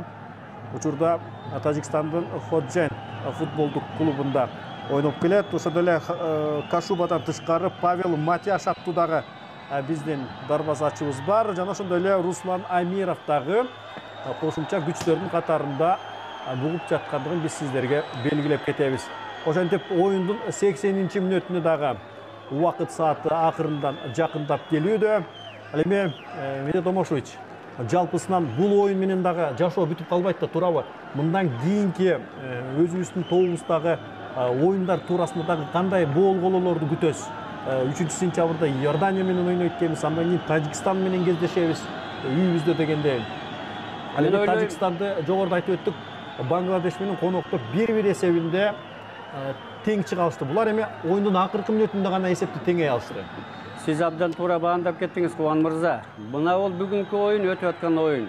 O'zgacha bizdin jаш, bir-birin to'liq ansambl қатары. Düşünele komandamız üçün eng sonun bir sınov болып есептелінеді деп ойлаймын. Анткени Иордания мен бола турган ойын көтөрдү. Тажикстан мен бола турган бул өтө көп бизге сонун тажрыйба болуп берет. Азыр эми Александр Крестинин биз тарапта дагы алмаштыруу өткөрүп, чабуулчу Виталий Люкстун ордуна Алмаз Мирзалиевди чыгарып олтурат. Жана жаңы дем менен кирген биздин оюнчуларыбыз түр өзгөртүү кийрет деген ой бар. Ал эми соккуну кадаган бул Виктор Майер, Германиянын Меппен футболдук клубунун оюнчусу, учурда биздин улуттук курамабыздын оң канаттагы коргоочусу. Анын ыракы бурчту камалоого алуусу аз жерден биздикилер үчүн ийгиликтүү боло сактап кала жаздаптыр. Албетте, мындай жаш күйөрмандар үчүн бул футбол эми мындан ары кызмат кылат десем, анда жаңылган болбоймун. Канчалык футболго көңүл буруу көбөйсө, ошончолук биздин келечек муунубуздагы биз күткөн жыйынтыкты алып берет деген ишенич чоң. Жана ал күндөр дагы оюнча алыс эмес окшойт. Валерий Кичин подает из аута. Буквально в силовой манере он забрасывает мяч в штрафную площадь. И борьба продолжается за мяч. Наши с мячом. Заброс в штрафную площадь. И здесь побороться. Но выходит из ворот Мэтью Райан, голкипер Брюгге. И забирает мяч. Еще одно повреждение получает игрок нашей сборной. 17-й номер. Ильдар Амиров, похоже, да, вышедший на замену. Ну что ж, 3 замены провели. Наша команда. Вышли на поле Вадим Харченко. К сожалению, Мурзаев не сумел быстро восстановиться. Похоже, очень тяжелая у него была травма. И вместо него появился Вадим Харченко. Вадима Харченко вы знаете прекрасно. Игрок, конечно, возрастной. Да, одно время был подающим надежды. Сейчас Вадим Харченко, скажем так, попадает больше в запас и выходит редко. Тем не менее, я думаю, его опыт, его видение, его как сторожил в команде, мне кажется, дает дополнительный импульс и дополнительную силу. Да, это правильно. Вот мы смотрим еще раз повтор второго забитого гола в исполнении вышедшего на замену Томи Оара. И вот с этой заменой как раз-таки Анге Постекоглу угадал. На контрвыпаде поймали нашу сборную. И еще, похоже, потребуется замена. Но уже невозможно провести, поскольку все замены мы исчерпали, а Ильдар Амиров находится за пределами поля. Надо отметить, что врачом нашей команды является Нурбек Исмаилов. Ну и отметим также, что Александру Крестинину помогает Игорь Кудренко, Владимир Сало и Закир Джалилов. Это ассистенты нашего коуча. Английский коуч, по-нашему будет тренер. Скажем так, что с выходом 3 футболистов все-таки свежий импульс, более, скажем так, готовые, наверное, помочь нашей команде усилить в атаке вышли футболисты. И рассчитываем, да, правильно. Надеемся. И, кстати, правильно вы сегодня поговорили еще в студии о том, что для нас этот матч дает большой импульс. Тем не менее, хоть и проиграем, хотя все может случиться за последние минуты, мы получили опыт. А в группе «Б» шансы у нас остаются. Есть в оставшиеся матчи Таджикистан, есть и Иордания. Так что шансы есть за второе место зацепиться, поскольку Австралия действительно сильная команда. На классе они обыгрывают нас. Поэтому ничего не теряем. Ничего не теряем.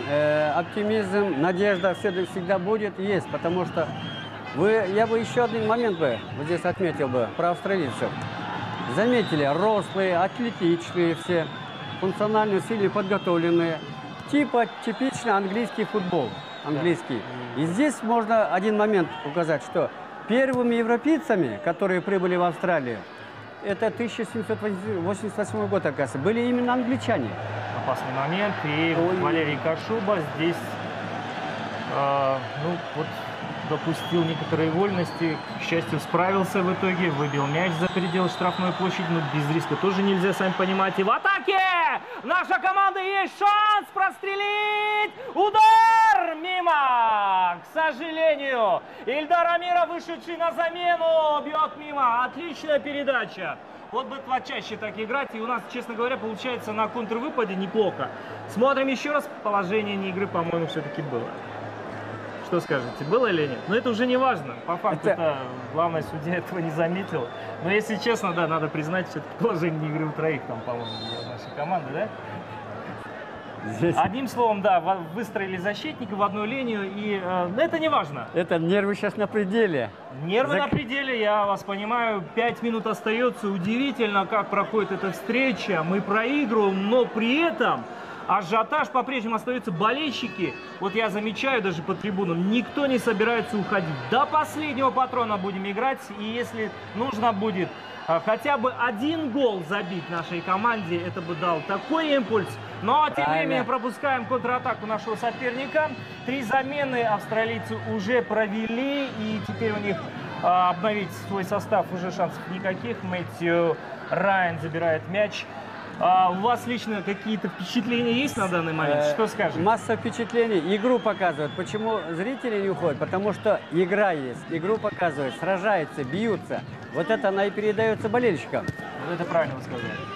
Очень правильно, потому что главное, что наша команда характер свой показала, потому что 0-2 это и не так страшно. Не так пропустить страшно. Сборная Австралии, которые с голландцами сыграли в ничью на чемпионате мира. Южную Корею обыгрывает в силовой манере в дополнительное время. А тем временем у нас 85-я минута завершается. Есть шансы. Вышедший на замену Мирзалиев еще появился, да, он уже последним замыкающим на поле вышел. Что скажете об этом футболисте? Что вам известно? Конечно, это один из самых лучших футболистов нашей сборной было. Но, мне кажется, тоже такой вот его звездная часть уже постепенно сходит на нет. Да? И вот мяч все-таки за пределами поля оказался. И вот что интересно в этом матче, мы отметим, что наша команда справилась Тимом Кейхелом. Он практически не виден. Вот я все-таки ошибся. Оказывается, последний замен австралийцы не провели. И Тима Кейхела, давайте с аплодисментами его проводим. Ну, действительно же легенда. Это просто культовая личность австралийского футбола. Уступает место Томи Юричу. В этом смысле можно сказать, что смена поколения, да, происходит. Это символичный момент. Символичный момент. Томи Юрич. Сейчас Австралия переживает смену поколений. Приходят новые футболисты. Тим Кейхел уже завершает, но, может быть, на чемпионате мира еще выступит. А в том, что сборная Австралии туда попадет, мне кажется, никаких сомнений у нас нет. Самого главного ключевого игрока выключили, получается. Это правильно, мы сумели его закрыть. А это большая школа, между прочим, тоже опыт. Очень правильно заметили. Еще одна атака. Toplayın bizdekiler jana sol kanattan bir pakabul Almas Mirzaliyev alып çıkarıp veriyorsu Ançin taasın bolbay kaldı albatta. Almas Mirzaliyev eğer de maşık malında olsa da özünüktüş oңойлтуң tapırmok. Antkemelen oyundun jalı keskin özgörüp bargan sayın meselenin çelinişken tүйүнү окумуштуудай курчалып барат. Ал эми сиздер көрүп жаткан футбол боюнча дүйнө чемпионатынын тандап алуу топтук оюндарында Кыргыз Республикасы Австралия улуттук курамасы менен өз үйүндө жолугуп жаткан маалы оюн аяктарына дээрлик саналуу мүнөт калды.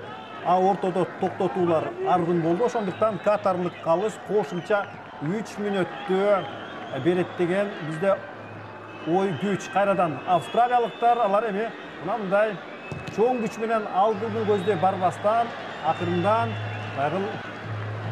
футбол тилимен айтканда окоптон жатып алып аткылоо менен гана тим болушууда. Албетте сандык катыш алардын пайдасында. Алар муну кубкана билет дагы өтө көп чоң күч үрөбөстөн тобокелге барбастан мынтип өз дарбазасына ыктап коргонууга көбүрөөк көңүл бурушууда. Ал эми биздин улуттук курамабыз бул дүйнөлүк чемпионаттын тандап алуу оюндарына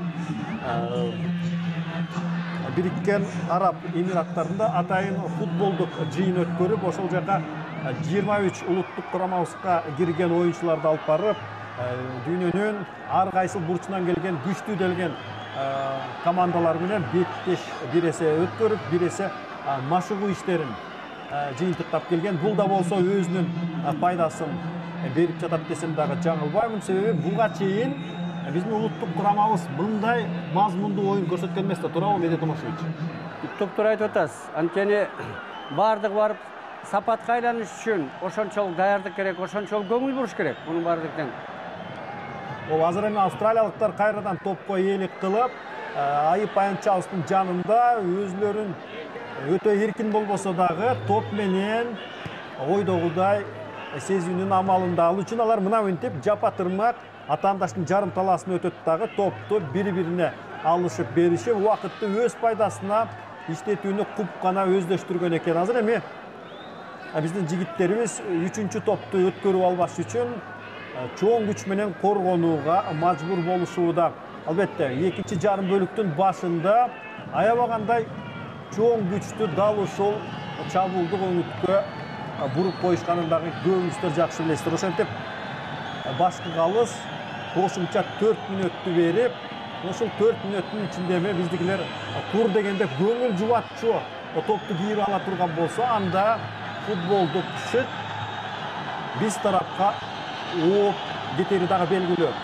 Кезектеги чабуулдардын бири эмне үчүн даректүү болбой калганын айтыш кыйын, бирок азыр эми күч ченеми эми гана билине окшобойбу. Албетте 90 мүнөткө чейин эмес, калыстын финалдык ышкырыгына чейин оюн уланарын эске ала турган болсок, азыр эми биздикилер эч бир аянбастан алдыны көздөй барууга мына мынтип кыжылдаган коргоочунун додосун жарып кирүүдө чыгарылган топ жана бул эми дээрлик дарбазаны көздөй биздин Бактияр Дүйшөбеков соккуну камытпай туруп урган экен, бирок дарбазачы Мэтью Райан бул сапар өз ордунда болуп чыкты. Тилекке каршы бүгүн дарбазачы Райан өз өнөктөштөрү үчүн аябагандай жыйнактуу оюн өткөрүүдө. Анткени менен стандарттык абал бурчтук топ. Бұл да болса ең бір қауіпті жағдайлардың бірі болып есептеледі. Жана Антон Зеленухиннен шығарып беруші топ дарвазада. Бали, азаматсың. Ким болса дағы азаматсың. Азыр эми биз кайталоодон көрүп алмакчыбыз. Алмаз Мирзалиев алмашууга чыккан. Алмаз Мирзалиев Дордой футболдук клубунун оюнчусу акыры көңүл жубатчу топту жаратып берди. Жарайсың Алмаз. Албетте ушул голду биз күткөнбүз. Азыр эми дагынкысы дагы болор, бирок мына бул 20 миңге чукул көрөрман дал ушул топту көрүш үчүн келгенин дагы биз жакшылап айтып өтөбүз. Жайлатылган тасмада көрүнгөндөй Алмаз Мирзалиев керектүү маалда, керектүү жерден пайда болуп, топту кудум Марадонасынан дарвазага багыттап койгон экен. Эсеп 1-2 жана дагы ойногонго 1,5 мүнөт убакыт бар.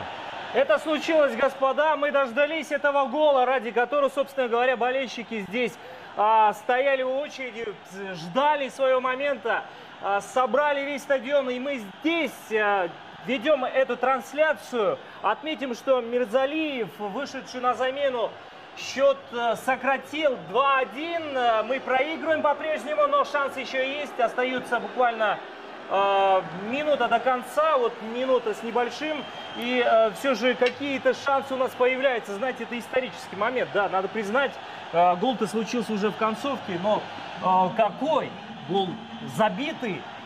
Сборная Австралии, там все игроки Сокиру скинули одновременно руки, подозревая положение не игры у Мирзалиева, но все, по-моему, в полном порядке там было, да?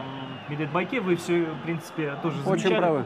Все правильно, забили гол, заслужили это своей борьбой, вот накалом этого матча, тем, что мы выложили все, что можно было, да, предъявить в этом матче, мы постарались, но еще шансы, честно говоря, уже мало, вот смотрим, уже секунды остаются до конца, и вряд ли мы сумеем сократить счет, но уже одно то радует, что наша команда счет сократила, вот на ваших экранах, собственно, автор мяча Алмаз Мирзалиев сумел в концовке этой встречи уже дополнительных минутах замкнуть передачу с правого фланга, навесную передачу, и в пустые ворота колотил мяч. Ну что ж, 4 минуты уже позади. Я думаю, что судья сегодня, надеюсь, расщедрится добавить еще несколько минут. Бывает иногда такое. Австралийцы, впрочем, атакуют. И подача в штрафную площадь. Миля Единак. Но в этот раз Валерий Кашуба справляется. И вот судья уже посматривает на часы, к сожалению. Может прозвучать буквально минуту на минуту. Но наша команда атакует. И вот последний штурм. И, к сожалению, это был исторический момент для нашего футбола. Мы проиграли, но достойно. За этот матч нам не стыдно, господа. Мы играли до последнего, выложили всю душу. Давайте отметим всех наших футболистов, особенности тех, которые постарались и больше всех, наверное, поработали. Мурзаев, который, к сожалению, получил травму, не сумел до конца сыграть этот матч, покинул досрочно. Крестинин и болельщики.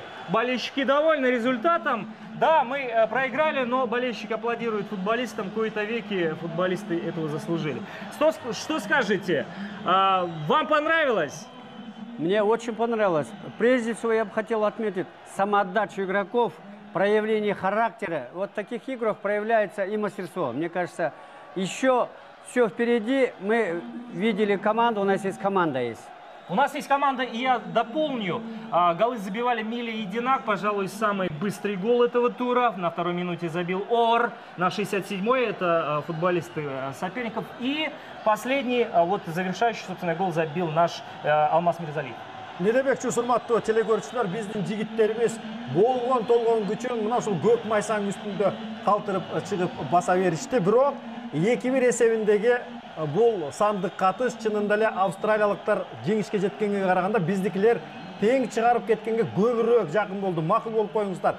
Биздин жигиттер бар экен, канчалык чеберчиликтүү ойной ала тургандыгын эми жалгыз эле Австралия эмес, тарап турган дүйнө жүзү дагы көрүп билип турушуда. Себеби бул көрсөтүү жалгыз эле Австралия эмес, бүткүл дүйнө жүзүнө тарап жатканын дагы айтып өтсөм, анда ашыктык кылбайт. Оба футболдо бул эме кокустук деген болбой койбойт. Кокусунан келген бир топ эсебинен дээрлик тең чыккан оюнубуз Учурда эме жоо боюнча австралиялыктарга 3 упай таризинде жазылып калат. Албетте бул эме башталышы гана, ишенип коюңуздар, урматтуу футбол күйөрмандары.